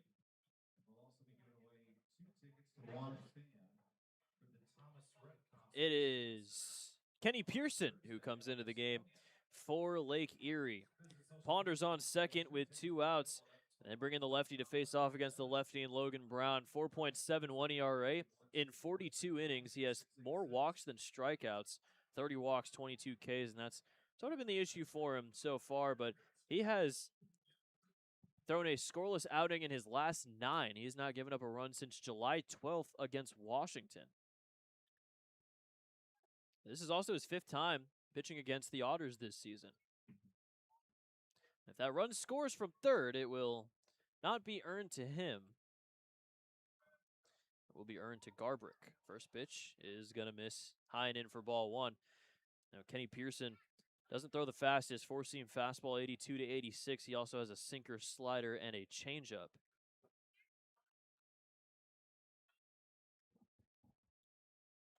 He has a very interesting sidearm angle, though, which has allowed him to be, even without the velocity, pretty dominant, at least so far this season. His ERA is lowered all the way down to a 4.71, but 5 earned runs he's given up against the Otters this season.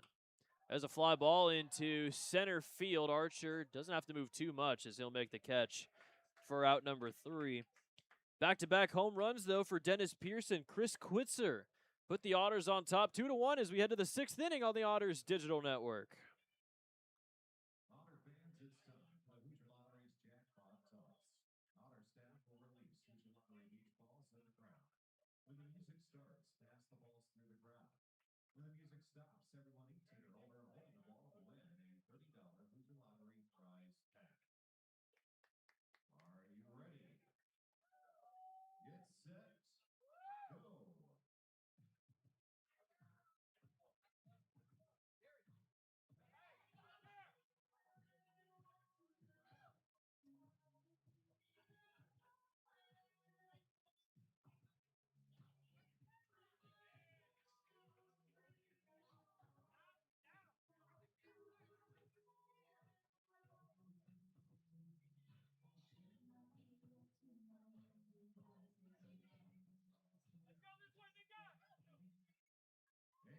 Go.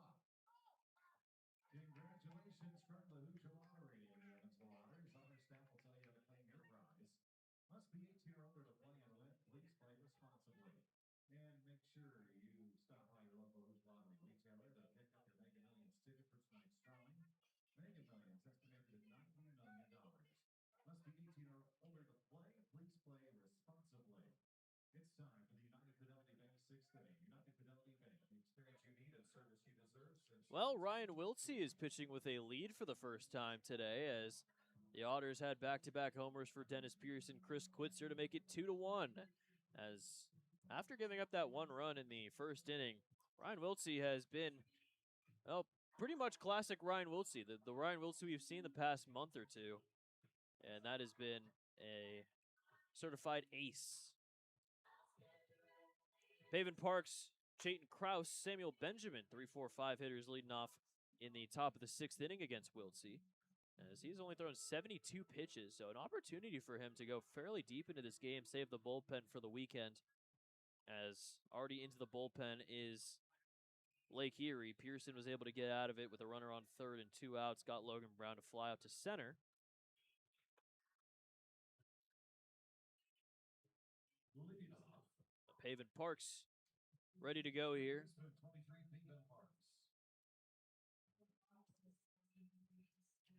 Parks is 0 for 1. Walked and reached on a fielder's choice in which Nathan Archer was thrown out at the plate. Would have made it 2-0 if he was safe. Either way, with the home runs, it would have been at least tied, but the Otters still in the lead. Now, Pavin Parks is technically a two-way guy. Hasn't done too much pitching this season. He has a 9.31 ERA in 9 2/3 innings, but he did pitch twice against the Otters. First pitch from Wiltsey is called a strike.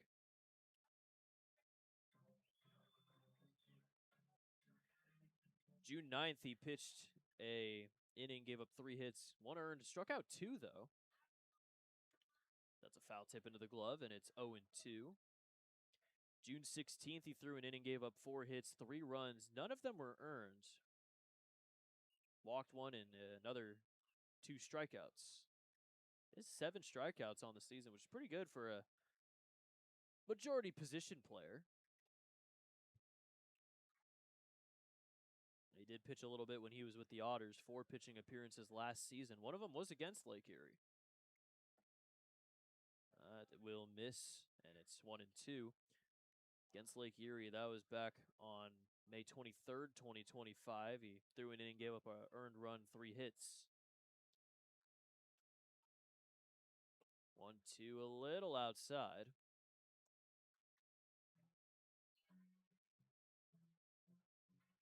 In terms of the Frontier League standings, or the leaderboard,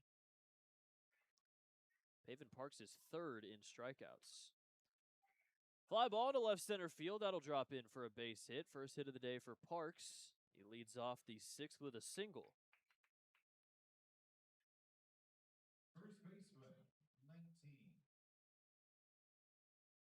Jaden Krause. There's only 2 guys with 100 strikeouts or more. Emmanuel Tapia for Trois Riviere has 120. Fritz Genther has 103. Fritz Genther, he was on the IL when the Otters played the New York Boulders. He's on the 60 days, so he might not still be back. First pitch called a strike to Chayton Krause. And Parks 3rd at 99. Norris McClure is 4th with 95. I mentioned the New York Boulders strike out a lot. Fouled away.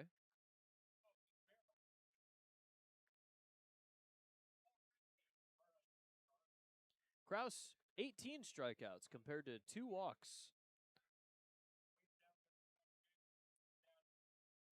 Now already down 0-2 in the count. Pitch from Wiltsey. Swung on and missed, strike 3. I'll make it 19 strikeouts compared to 2 walks. Third strikeout for Wiltsey is out number 1 to start the 6th inning. Designated hitter, 22. Samuel Benjamin.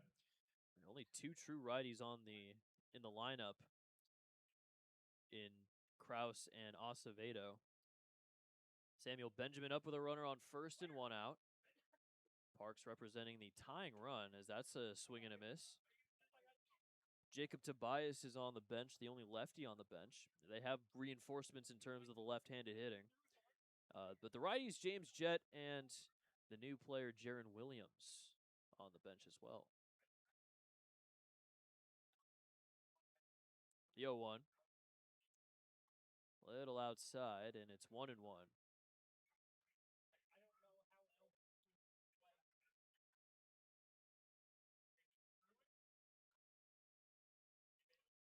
Parks on first. 1-1 here with 1 out.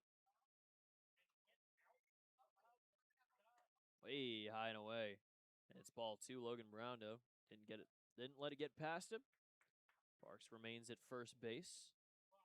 Samuel Benjamin spent this winter in 2026 with the Shenzhen Blue Sox of the Chinese Professional Winter League. Ended up winning the championship with the Blue Sox. High fly ball into right field. That thing is a mile into the air. Blake Robertson will track it down and make the catch for out number 2. Got a little under it.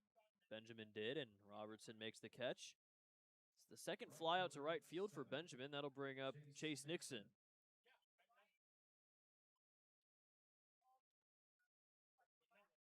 Well, Nixon, baseball family, mentioned that his dad is Trot Nixon, but also his brother, Luke Nixon, was a 5th-round draft pick this season by the Giants. First pitch is going to miss.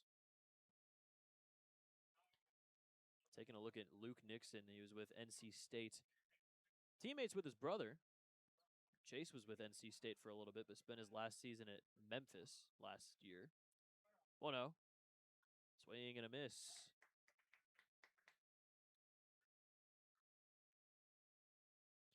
Luke Nixon is currently with the Arizona Complex League Giants. 1-1. Fouled back to the backstop, and it's 1-2. Nixon does already have a strikeout today, as well as a flyout to right field. He's 0 for 2. Spent earlier this season in the Atlantic League with the High Point Rockers. He went 4 for 11 in 5 games and ended up getting released. Was injured for a portion of time as well, though. 1-2 from Wiltsey. Fouled away. Don't forget the ball brought to you by Heads Construction. Choose the best, never regret it. 2,249 the announced attendance here at Bosse Field. Feels as though that it kind of feels like the same as it was yesterday, or at least relatively close. That'll miss. Relatively outside for ball 2. It was 22-63 yesterday, 22-49 today, and so pretty close. Just what is that? 14 less people? 14 people decided not to show up for today's festivities. Grounder off of Wiltsey over to shallow right field. And Nixon has a base hit. See if Wiltsey's okay. It was 95 that went off of him. Seems to be all right. That'll put 2 on, though, with 2 outs.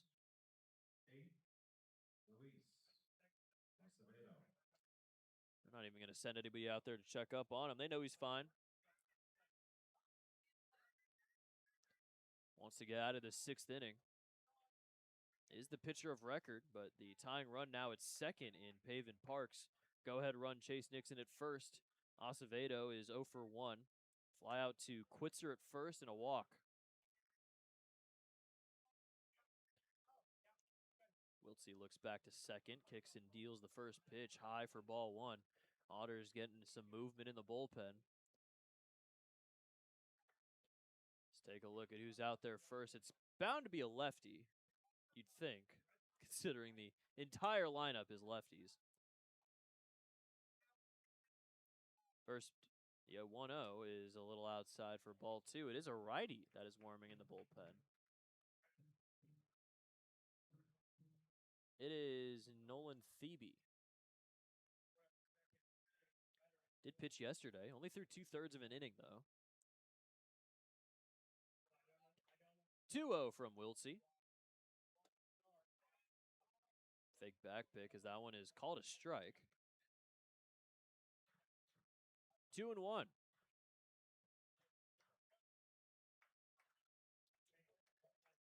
Acevedo, runners in scoring position with 2 outs, is hitting .292, 7 for 24, 3 walks and 5 strikeouts. 2-1. Swing and a miss, and it's strike 2. That was high and inside, and Acevedo whiffed at it. Wiltsey can get out of this and keep the Otters ahead 2-1 here.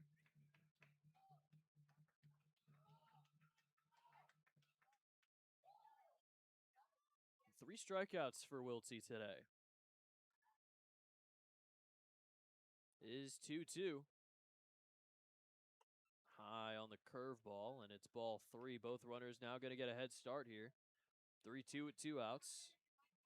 Walk loads the bases for Nick Chavez, and walk might end the day here for Wiltsey.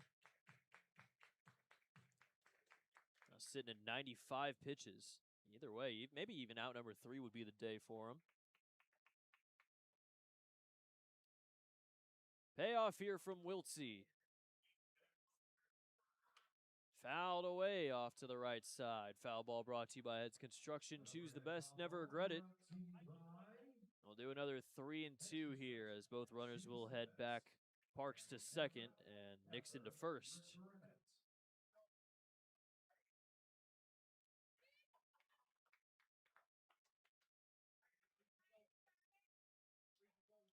Wiltsey.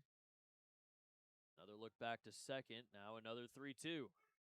Swung on and missed, strike 3. Another scoreless frame for Wiltsey, 5 straight. 6 innings of 1-run ball for Ryan Wiltsey, the pitcher of record, will head to the bottom half. Otters have a 2-1 lead on the Otters Digital Network.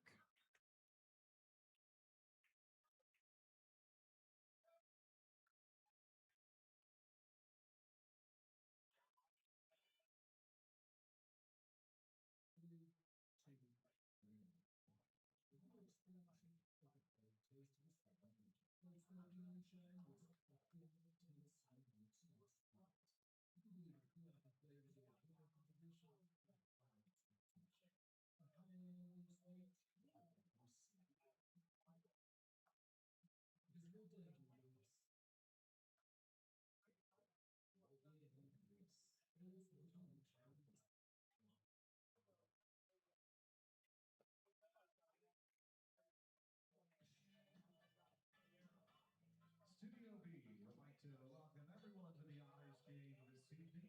Studio B operates a safe and supportive hub for youth and families across Ward County. The B frequently organizes community outreach efforts, including annual back-to-school giveaways, food programs, and camps.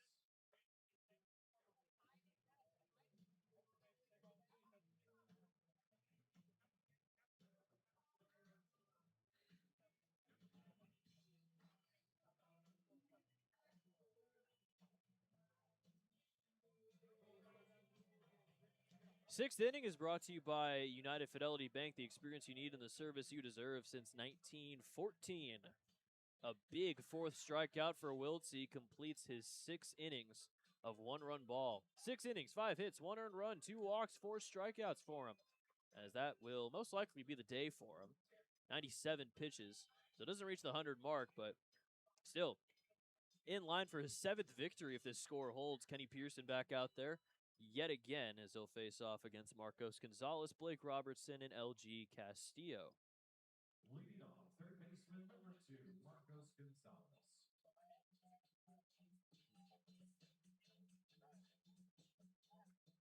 Gonzalez, 2 flyouts. He's 0 for 2, 1 to center, 1 to left.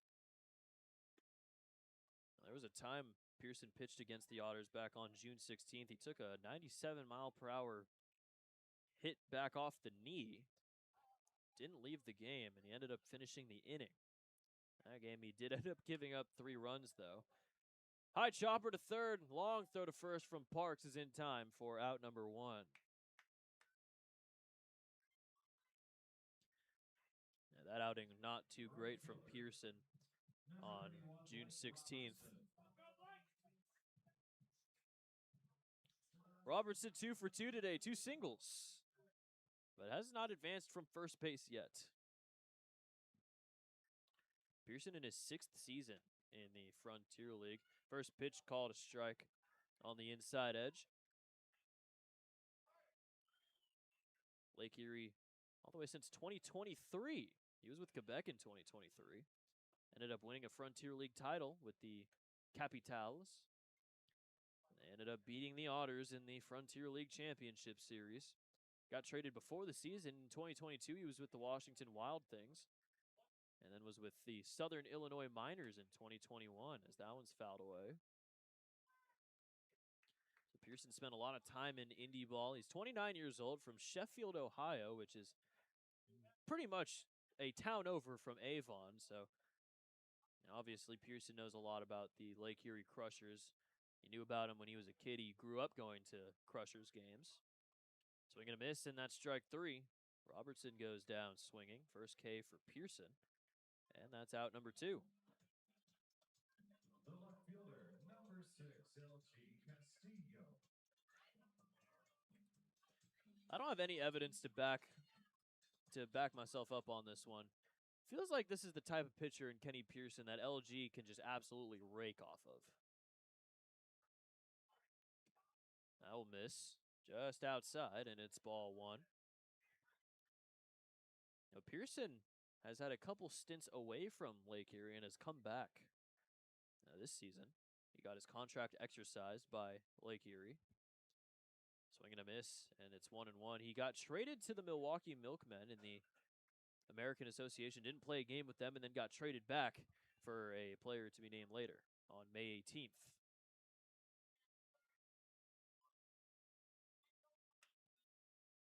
right field, and that will fall in and get all the way off the wall for extra bases. Castillo's into second base, and he has himself a double.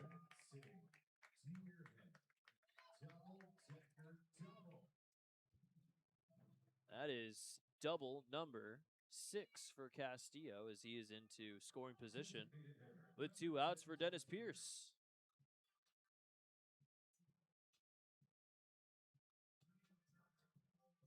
Well, Nixon was playing pretty far back out there in right field, but it went too far into the corner for him to reach. Dennis Pierce is going to get intentionally walked. That's an intentional. Walk brought to you by Deerhead Sidewalk Cafe and Bar. Doubles brought to you by Deerhead Sidewalk Cafe and Bar. How often do you see an intentional walk in the 6th inning?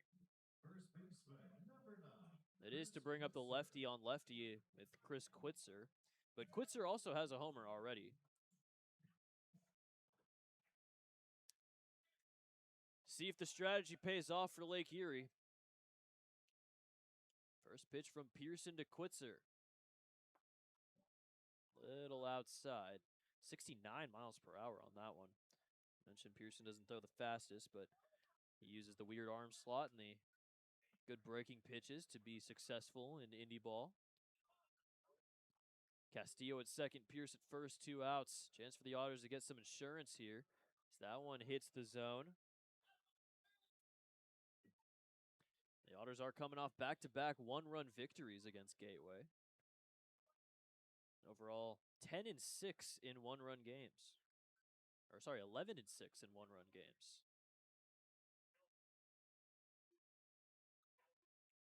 1-1. That's opposite field. That's going to drop in for a base hit. Here comes LG. He will score. And Chris Quitzer drives in another run. It's 3-1 Otters.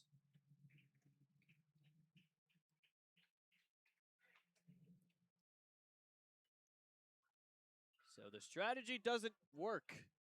The intentional walk just leads to another run. And the Otters lead it by 2.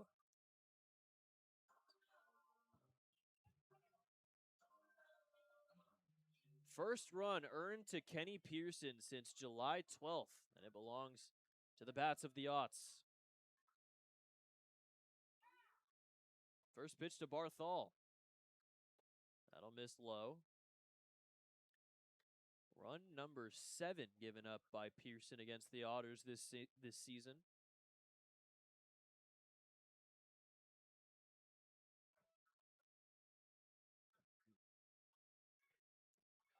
Oh no.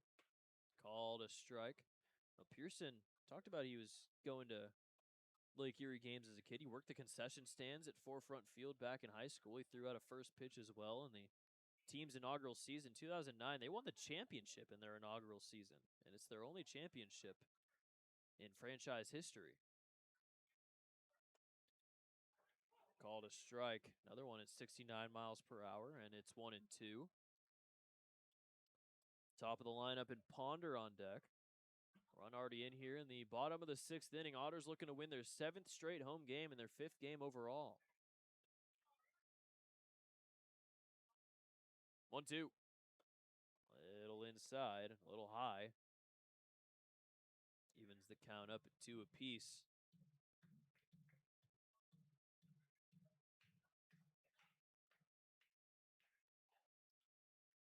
Scoreless streak ends at 9 for Pearson. 2-2. That is called strike 3. And Barthol goes down looking. Second time Barthol struck out today. Second strikeout for Pearson, but a run does come in. Opposite field single for Chris Quitzer. As he's driven in 2 runs, he's 2 for 3. 3-1 Evansville heading to the 7th on the Otters Digital Network.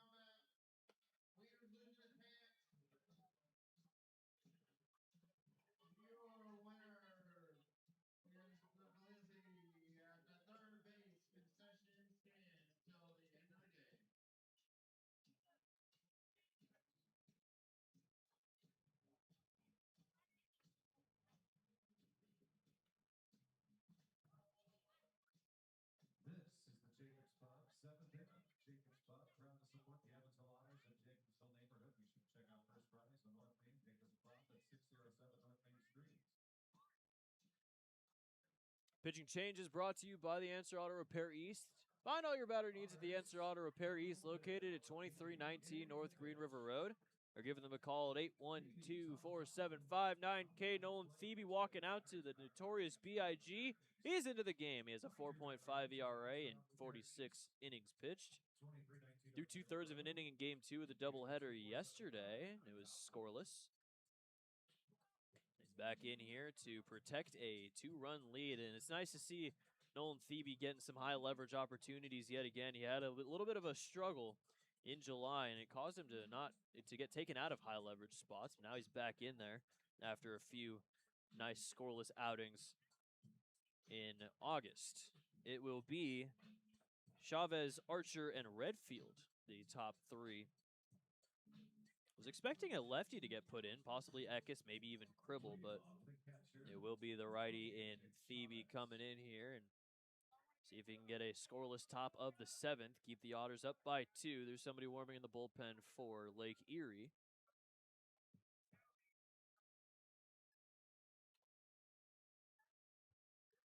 First pitch is going to miss. Drew Burr is in the bullpen.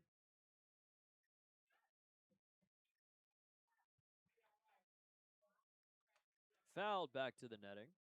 Over to where Archer is in the on-deck circle. It's 1-1. So far today, 0 for 2 for Chavez. A fly out to center and a grounder to second base. Both of them ended innings in the second and the fourth.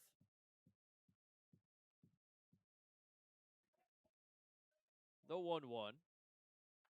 Called strike 2.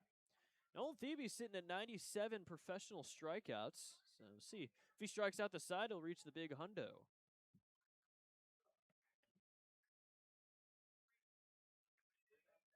He only has 2 strikeouts in his last 5 appearances, but he also has only given up 1 earned run.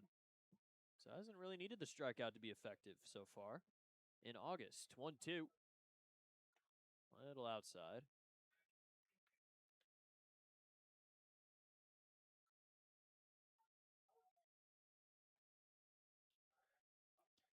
Drew Burr in the bullpen for Lake Erie. He has not pitched yet with the Crushers this season. He's one of the more recent signings from them. 2-2 is a little low, and that's ball 3.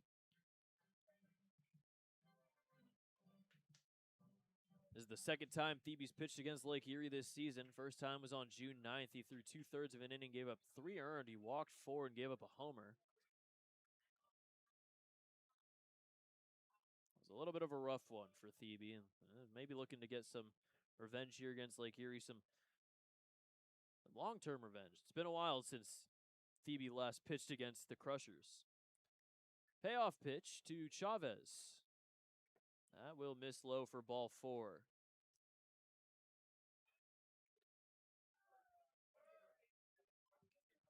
Center fielder, 29, Nathan Archer. Only the 3rd walk issued by Otters pitching today. First 2 were by Wiltsey. Pearson most likely going to have his day done. He'll finish with 1 1/3 innings, 2 hits, 1 earned run, 1 walk, and 2 strikeouts. His scoreless streak ending. Joe Morrissey looking to get warm in the bullpen. First pitch fouled back to the netting, and it's 0-1 to Archer. Singled in the second, or in the third, grounded out in the 5th.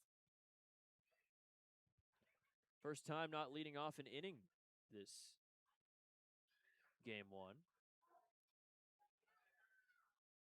0-1 breaking ball is going to miss a little high. Thebe has 20 scoreless outings this season. Against Lake Erie last season, he pitched 5 1/3 innings, gave up 3 earned, 7 hits, but also struck out 7. That will miss a little low for ball 2. Logan Brown's going to come out for a mound visit, which means we'll take a look at the out-of-town scoreboard. Washington scored 5 in the 4th. They're up 5-2 against Mississippi. Windy City's attempting to come back against Joliet. It's now 5-3 after it was 5-0. Gateway has scored 5 in the 5th, and they're now leading Ottawa 6-5. Troyes is up on Tri-City 10-5. New Jersey's beaten Sussex County 5-2. Quebec is about to win 1-0 against New York It's the top of the ninth with 2 outs there. Florence has tied the game up against Schaumburg. It was 3-1. Now it's 4-4. And Brockton down east tied up at 6. A lot of close ones in the Frontier League today. 2-1 from Thebe. High pop-up, foul ground. Marcos Gonzalez running after it. Does have space, and he's not able to make the catch. As it hits into foul territory, it's strike 2.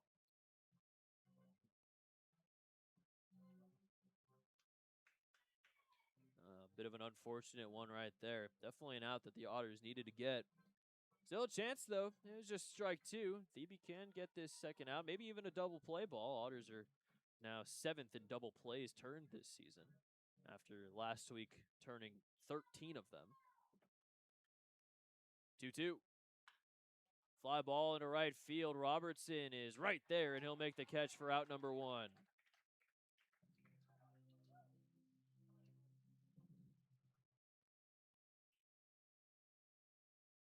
.98 off the bat, but right to B-Rob in right field. It will keep Chavez on first, and it's back to the top of the order, Joe Redfield.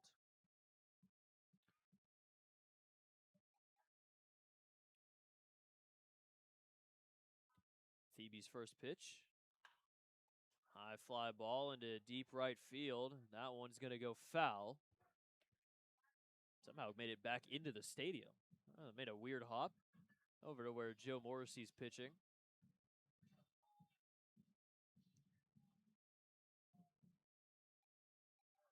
Got out in front of that one. 0-1 now from Thebe to Redfield. Little low, little in. And it's 1-1. Chavez is still over at first base. He's just 0 for 1 on stolen base attempts, so not prone to going. Doesn't have too big of a lead off of first, covered by Quitzer. 1-1. That is just going to miss outside, and it's 2-1. Redfield has only 2 homers this season.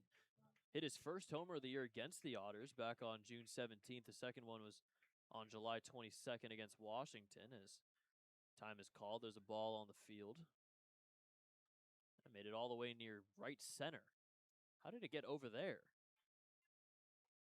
Redfield time to rest and recover before looking at this next pitch.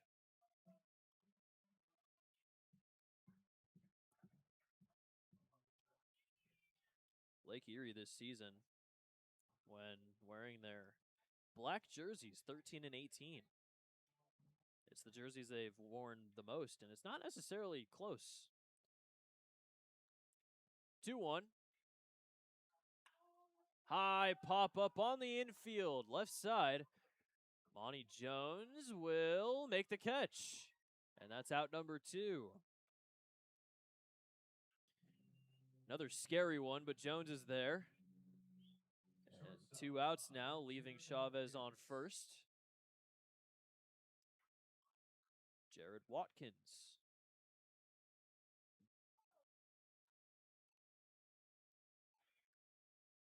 Watkins, 7 homers. He has a homer in his last game. Drove in 3 runs. He's driven in 6 runs in his last 3 games.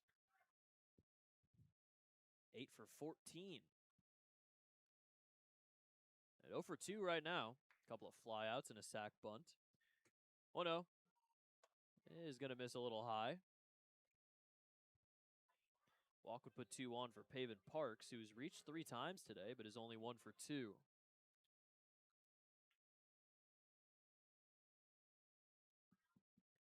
Thebe kicks and fires the 2-0. It'll miss outside for ball 3. Nothing in the zone yet for Watkins. He has 25 walks this season. Thebe walked Chavez to lead off the inning. Managed to get the next 2 outs, but now unable to locate here against Watkins. 3-0. That is called a strike, and it's 3-1. Otters up 3-1 here in the top of the 7th inning.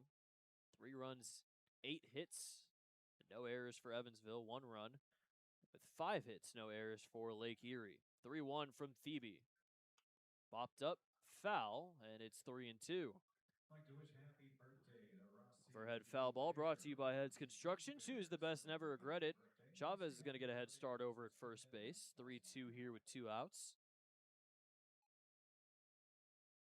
Thebe looking for a scoreless 7th. His payoff pitch. Lined over to second. Diving stop from Barthol. Throw to first. Wow!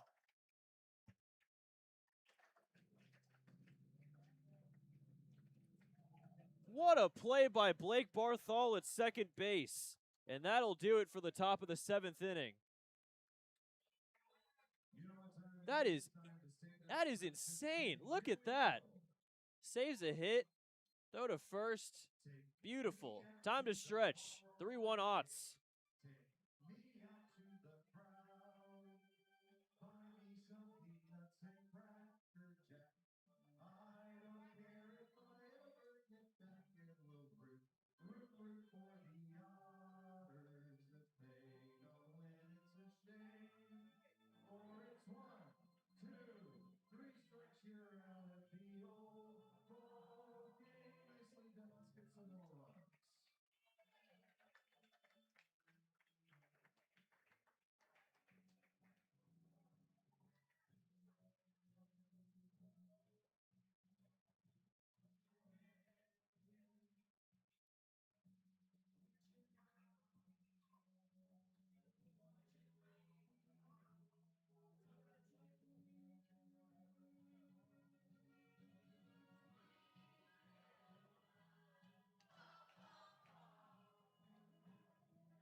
Lake Erie with a call for bullpen.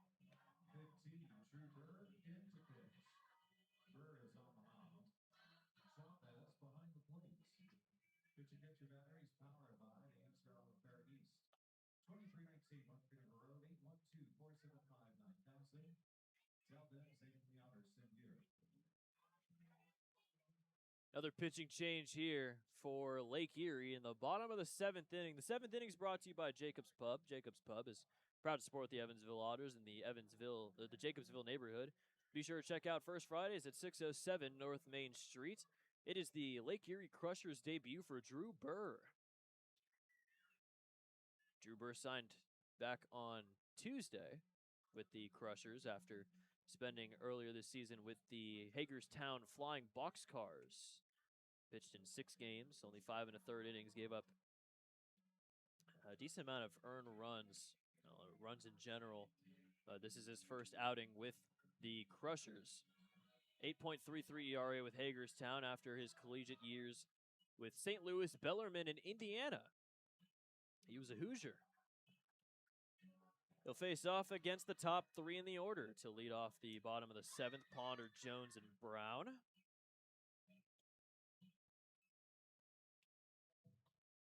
Top of the order to you for the Evansville Otters with our Edward Jones lead off to enter the game. Center fielder number 3, John Ponder. Ponder is 2 for 3. Couple of singles in his last 2 at-bats. He also stole second base twice. That's why his uniform is so dirty, because he keeps on stealing bags. Up to 30.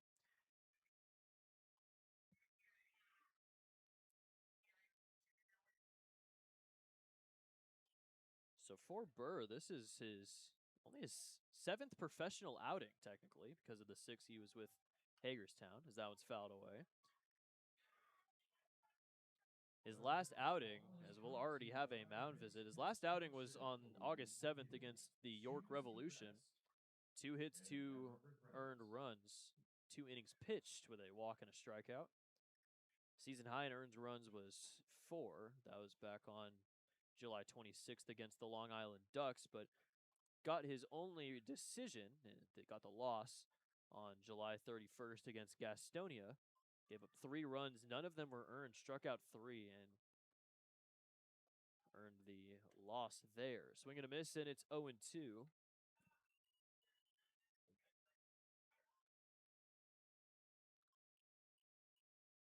It'll be time to put in the big guns in the bullpen here in this close game. We already saw Thebe, see Morrissey in the bullpen. Maybe we'll see Valdez. Maybe we'll see Serta.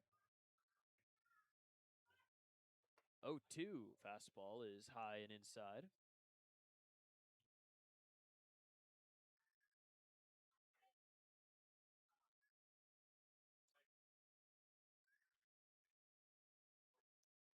The 1-2. Popped up into foul ground. Kraus running after it. He will not have room. It hits the roof.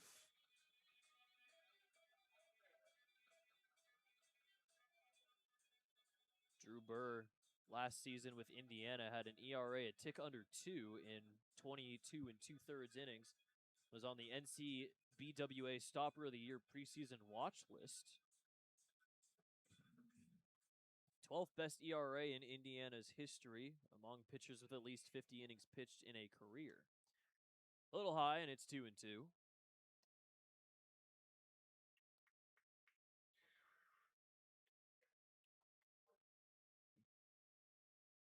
Burr from Austin, Indiana, over on the eastern side of the state, a little bit north of Louisville.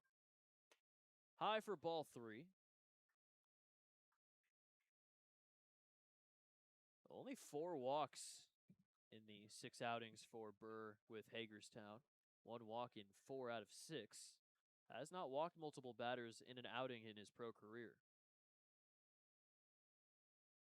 Payoff pitch to Ponder. Rip foul over into the picnic area. Look out over there.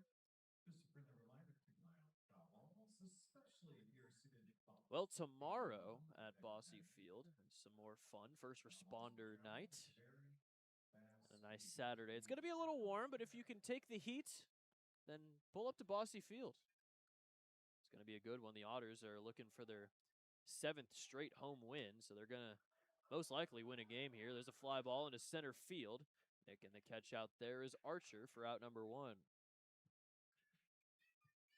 Shortstop, number 12, Amani Jones.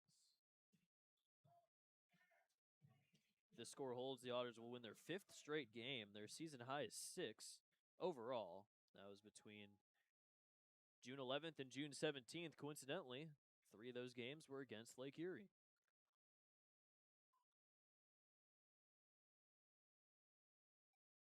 First pitch to Amani Jones is a little high for ball 1.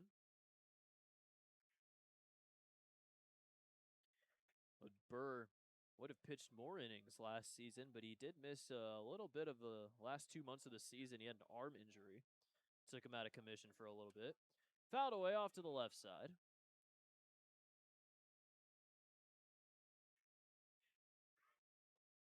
Finished the year on the IL. His final outing of his collegiate career was on May 4th against Abilene Christian.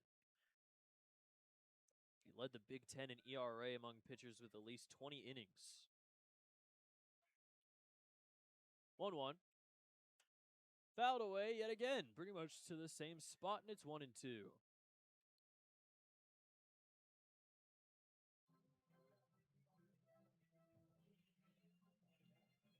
Now, Burr has pitched at the University of Evansville when he was with Indiana. That was back on April 30th of last year. Indiana faced off against the Purple Aces.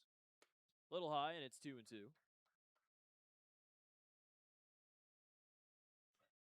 2024 with Indiana, he threw a lot more innings, 49. Still had a very good average ERA at 3.31, which was 5th in relievers of the Big Ten Conference. Fly ball into center field yet again. Archer on the move, and he will make the catch for out number 2. So back-to-back flyouts to center against Burr to start the bottom of the 7th. The catcher, number 28, Logan Burns.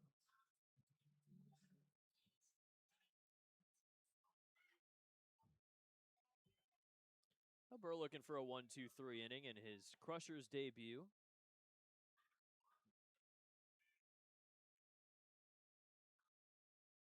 First pitch. Grounder to second base. Throw to first from Acevedo's in time, and Drew Burr does a 1-2-3 inning in his Lake Erie debut. Good inning out of the pen for Burr, and we will head to the 8th. Otters up 3-1 on the Otters Digital Network.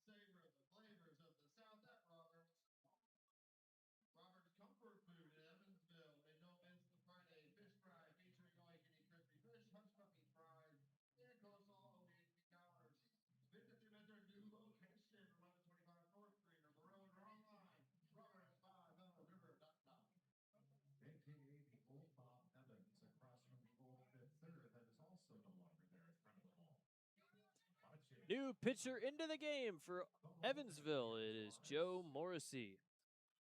Morrissey is on quite the heater to start August. Got to cheer when Morrissey's name was announced. Might have some family here from Morristown, New Jersey. But Morrissey is at a 4.21 ERA in 36 and a third innings.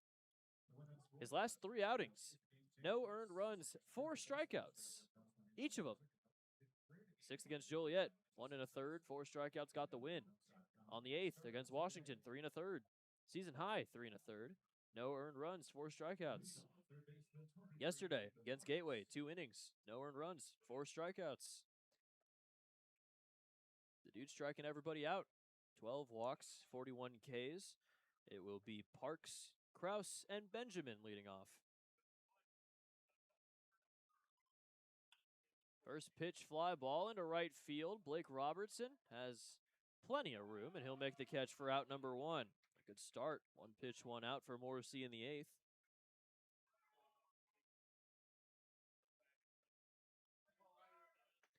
So with Nolan Thebe out of the game, he finishes with an inning scoreless, a walk, and no strikeouts. Ladies and gentlemen, your attention, please. So we have a pinch hitter.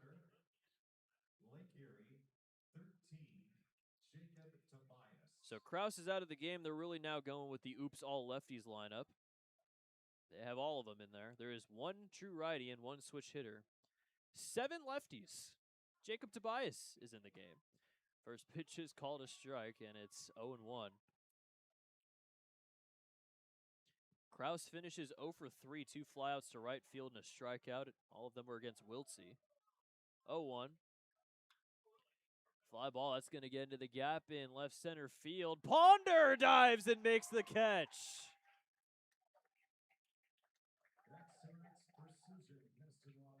How about this defense from Evansville?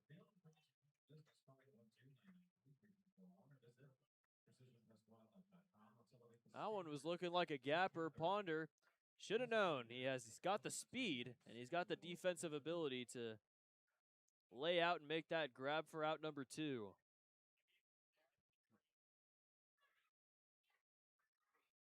Samuel Benjamin. That is high for ball 1.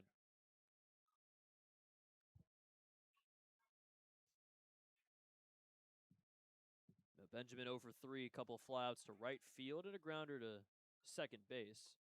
With all the lefties, Blake Robertson in right field is getting a lot of work in on the defensive side, and he's been perfect so far. The Otters have yet to record an error. Same with Lake Erie. 1-1. Swing and a miss, and it's 1-2. Wouldn't be a Joe Morrissey outing without a strikeout. He has a strikeout in 21 of 24 appearances this season.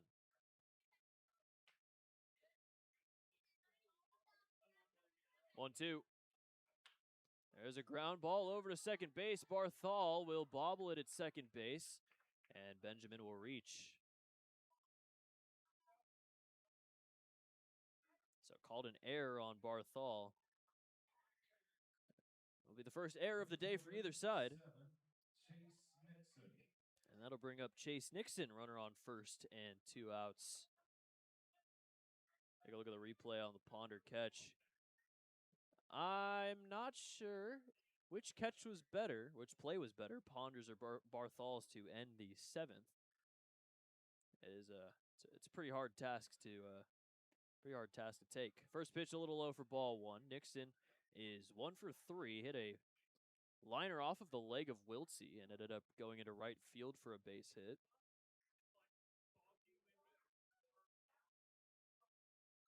The 1-0 pitch.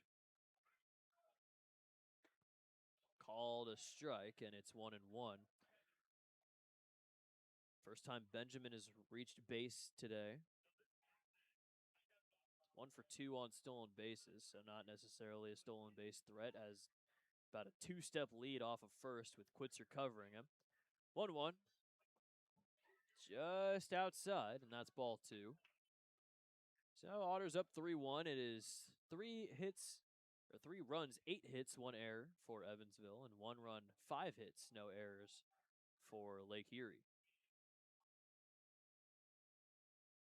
2-1 from Morrissey is going to hit the zone for strike 2. Brown was hunting the outer edge. Morrissey hits it right there, and it's 2-2. Calling his timeout is Nixon back in there now.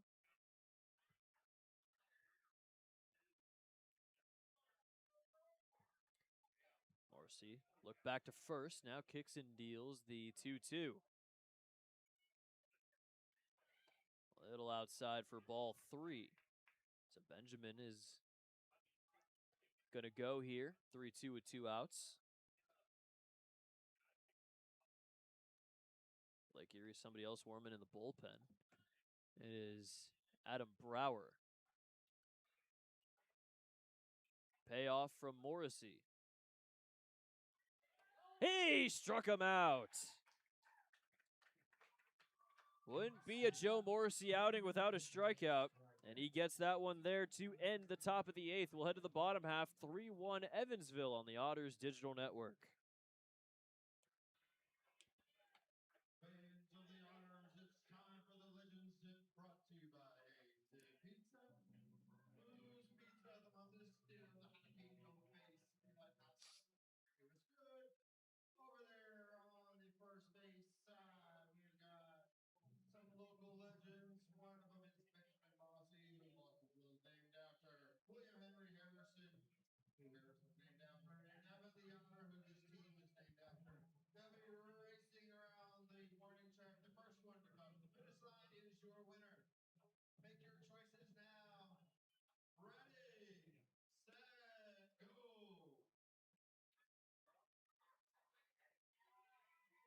Oh, we have lost Bossy. Come on, Evan. Oh, Harrison is your winner.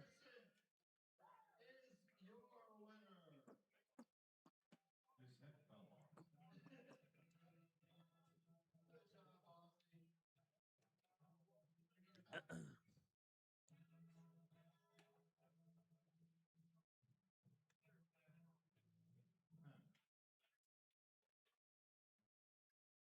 Don't forget after that to stick around. New pitcher into the game.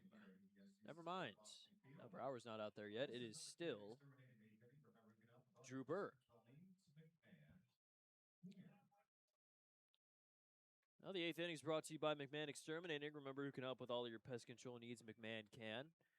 Drew Burr had a very nice bottom of the 7th inning, so you can understand why he's back out there for the 8th inning.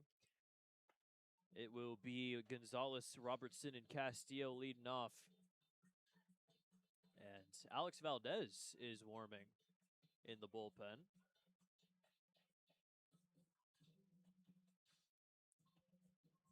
Well, Junior Serta did pitch twice yesterday, so he's probably just going to get some rest today. Valdez only pitched once, which means he's getting the 9th today. Third baseman, number 2, Marcos Gonzalez. Now Gonzalez is 0 for 3, a couple of flyouts and a grounder to third.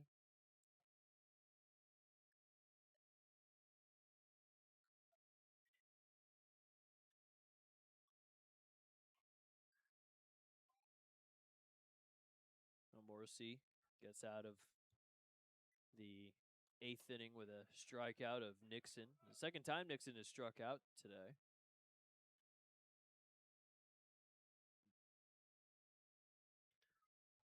And for Nixon, that's his first game with multiple strikeouts this season, whether it be with Lake Erie. That is crushed! 4-1! Marcos Gonzalez, home run number 9. 415 feet, and the Otters lead it 4-1.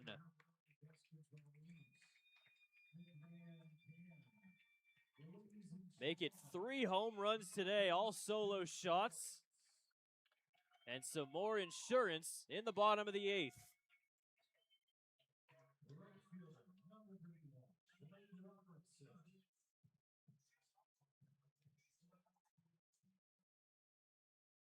Vibes are at an all-time high today. 3 outs away from home win number 7 in a row. And their 5th straight as the fireworks go off a little late.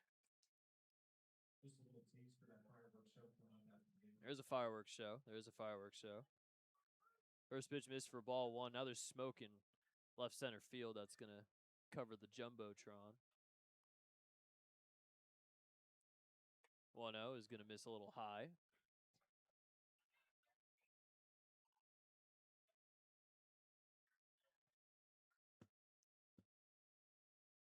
Mound visit time. So all of a sudden, the Otters are just hitting home runs left and right. 3 more today. Now up to 80 on the season. Marcos Gonzalez, that's his 6th at home, his 7th against a righty. Solo home run number 37 for the Otters, as they now have 4 runs on 9 hits.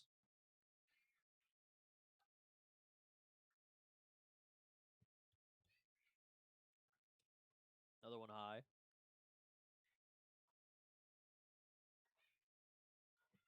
Robertson hasn't gotten anything in the zone quite yet in this at-bat. He's 2 for 3. A couple of singles and a strikeout against Kenny Pearson.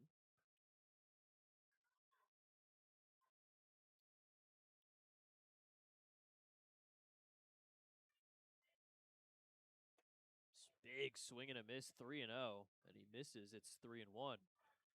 That is Brower still warming up in that bullpen. That's the first run given up by Burr in a Crushers uniform. Second home run he's given up this season, whether it be with here or with Hagerstown. That is ball 4, and Robertson will take the walk.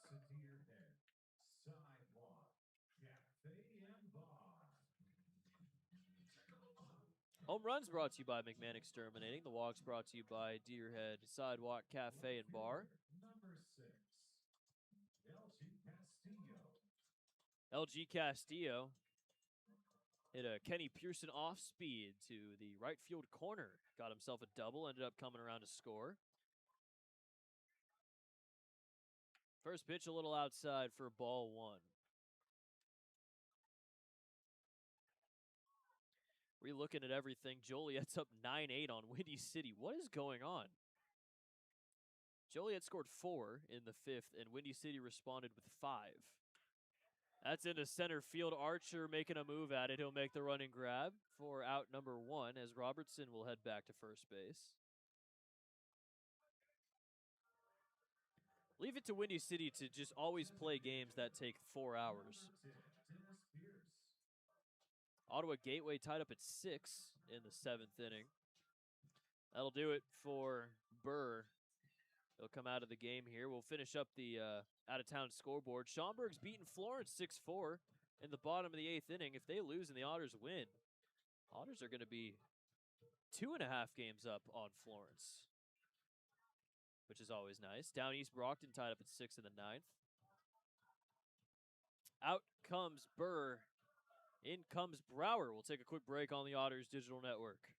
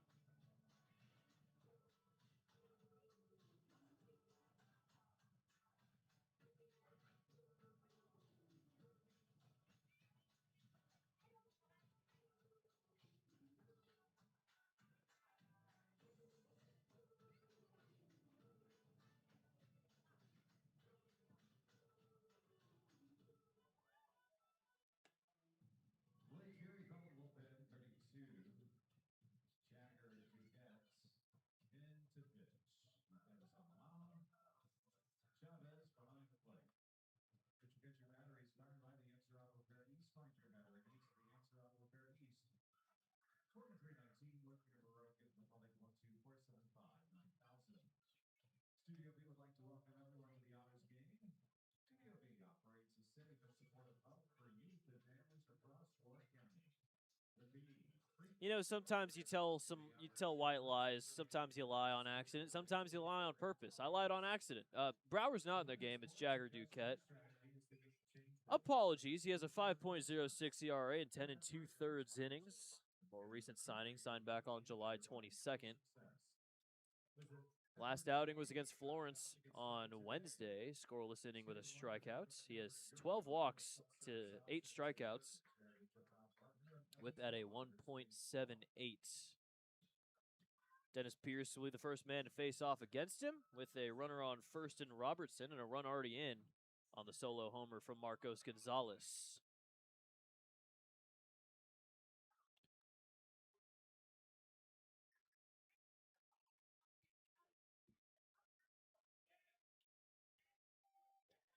Dennis Pierce has a homer back in the 5th inning. Got intentionally walked in the 6th, flew out to center in the 2nd inning. First pitch, breaking ball is called a strike. Duquette, 25 years old. He's from Bristol, Connecticut. First season with Lake Erie as he was with the Malone Borderhounds in the Empire League before getting signed. Another breaking ball called strike 2. So Burr so far is responsible 1 1/3, 1 hit, 1 earned run, 1 walk, no strikeouts, but that runner at first comes around to score. It'll be a second earned run given his way. Fouled away. An overhead foul ball brought to you by Heads Construction. Choose the best and never regret it. He was with the Greater Hartford Twilight Baseball League for a couple years before going to the Empire League. He's really made his way up into the professional ranks. That is a liner into left field for a base hit. And Dennis Pierce has 2 hits today. Robertson will head to second base. 2 on with 1 out for Chris Quitzer. Number 9, Chris Quitzer.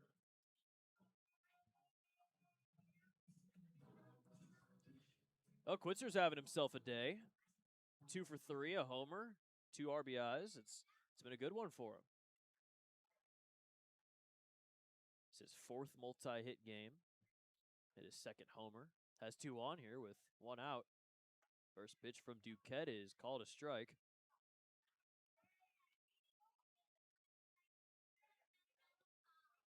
Robertson on second base now with Pierce on first.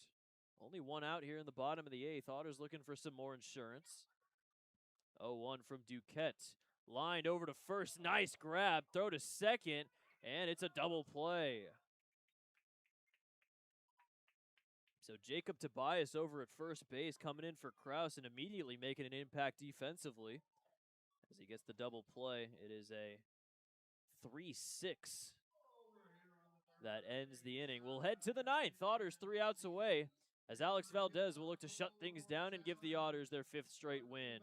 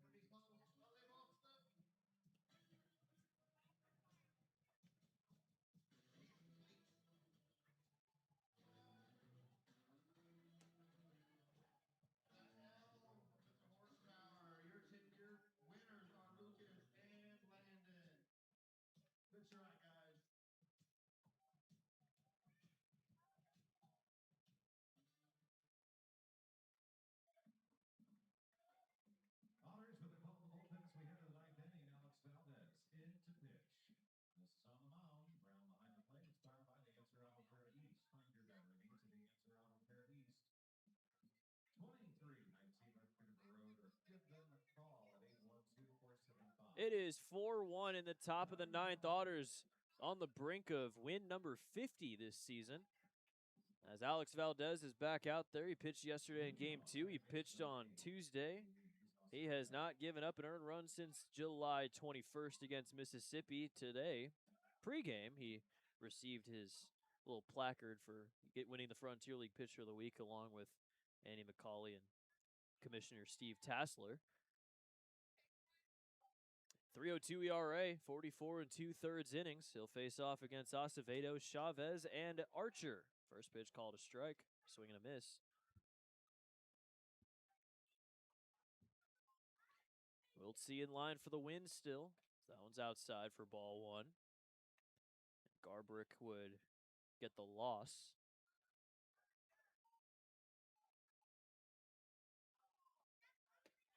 Check swing over. And he did go around. It's 1-2.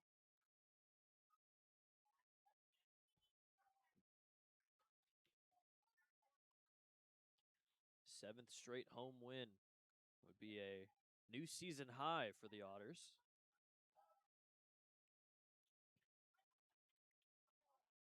Swung on and missed, strike three. First K for Valdez, and that's the first out in the ninth inning. That'll bring up Nick Chavez. Switch hitter, always been batting from the left side here. There's two lefties up next here in Chavez and Archer.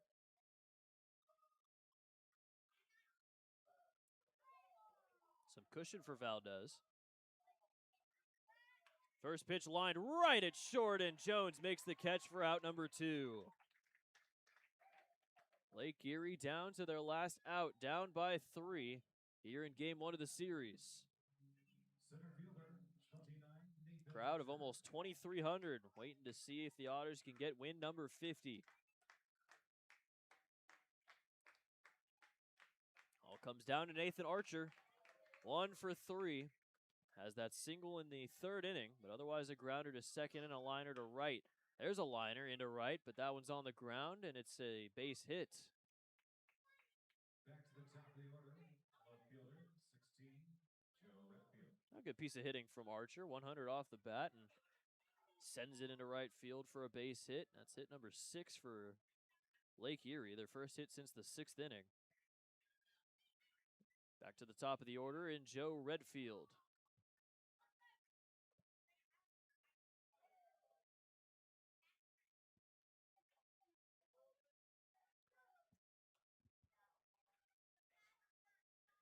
First pitch from Valdez is going to miss a little low. Otters have 4 runs on 10 hits with 1 error. 1 run, 6 hits, no errors for Lake Erie. 1-0 pitch. Bunt drop down.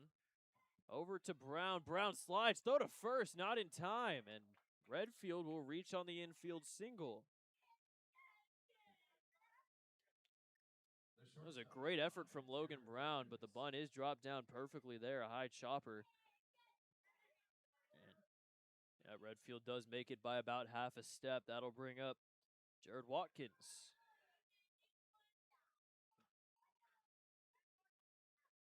Well, Lake Erie making things a little interesting here with 2 outs in the 9th.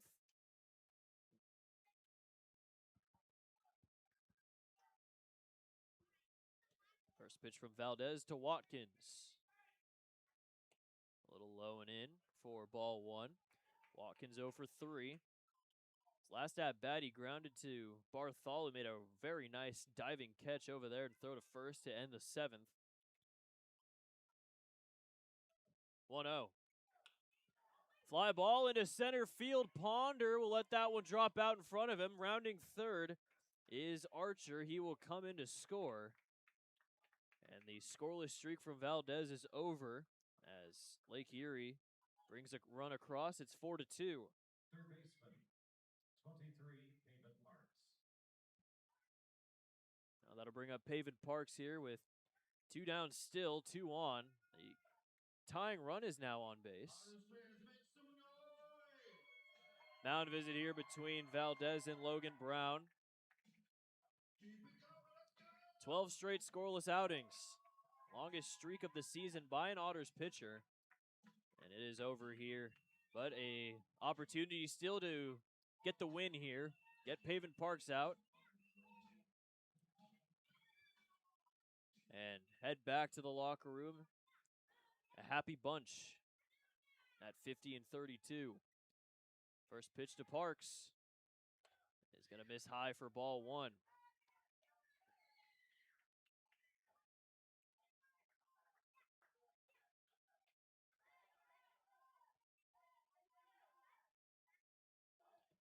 Parks has a walk, a single, a fielder's choice, and a fly out to right field. 1-0. Ripped down the line, and it's foul.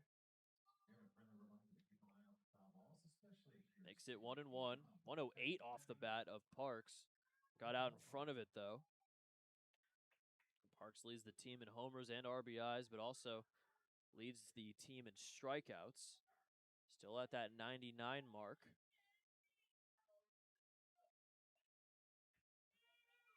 1-1. That is a grounder over to second base. Amani Jones will tag the bag, and the Otters win. Lake Erie gave a little bit of a scare in the ninth, but Valdez gets the save, and the Otters win their 5th straight game, their 7th straight game at home, and their 50th overall this season. A fantastic stretch when it matters most for Evansville, as in the dog days of August, the Otters do not feel any pressure as they win their 5th straight game. Now 30 wins at home this year, 30-14. Great performance from the guys yet again. And it came off the backs of 3 solo homers. One from Pierce, one from Quitzer back-to-back in the 5th inning, and then one from Gonzalez in the 8th, as well as Quitzer's RBI single. Ended up scoring all 4 runs for Evansville, and then great performance from the bullpen, and another great performance from Ryan Wiltsey, who has his 5th quality start of the season, and also his 7th win. He'll get the victory with Alex Garbrick getting the loss. He'll fall to 0-5. And he didn't even pitch that bad. He threw 4 2/3 innings, with only 2 earned runs given up, but the offense couldn't back him up. The Otters 50-32, 18 games over 500 for the first time this year. And Florence, let's check on to Florence real quick. 6-5 in the bottom of the 9th. If Florence loses, the Otters are 2.5 games up on them in the wild card. Could be a fantastic day if Schaumburg can pull it off. We'll see what happens there. But for now, we'll have a fireworks show coming up soon. Hopefully we get a camera on it. But it will be a chance to win the series tomorrow. Saturday night at 6:35, same time as today. But for everybody here with the Evansville Otters, I'm Evan Patoka. Otters win another one, 50 wins on the year, and we'll see you tomorrow. Enjoy the rest of your night.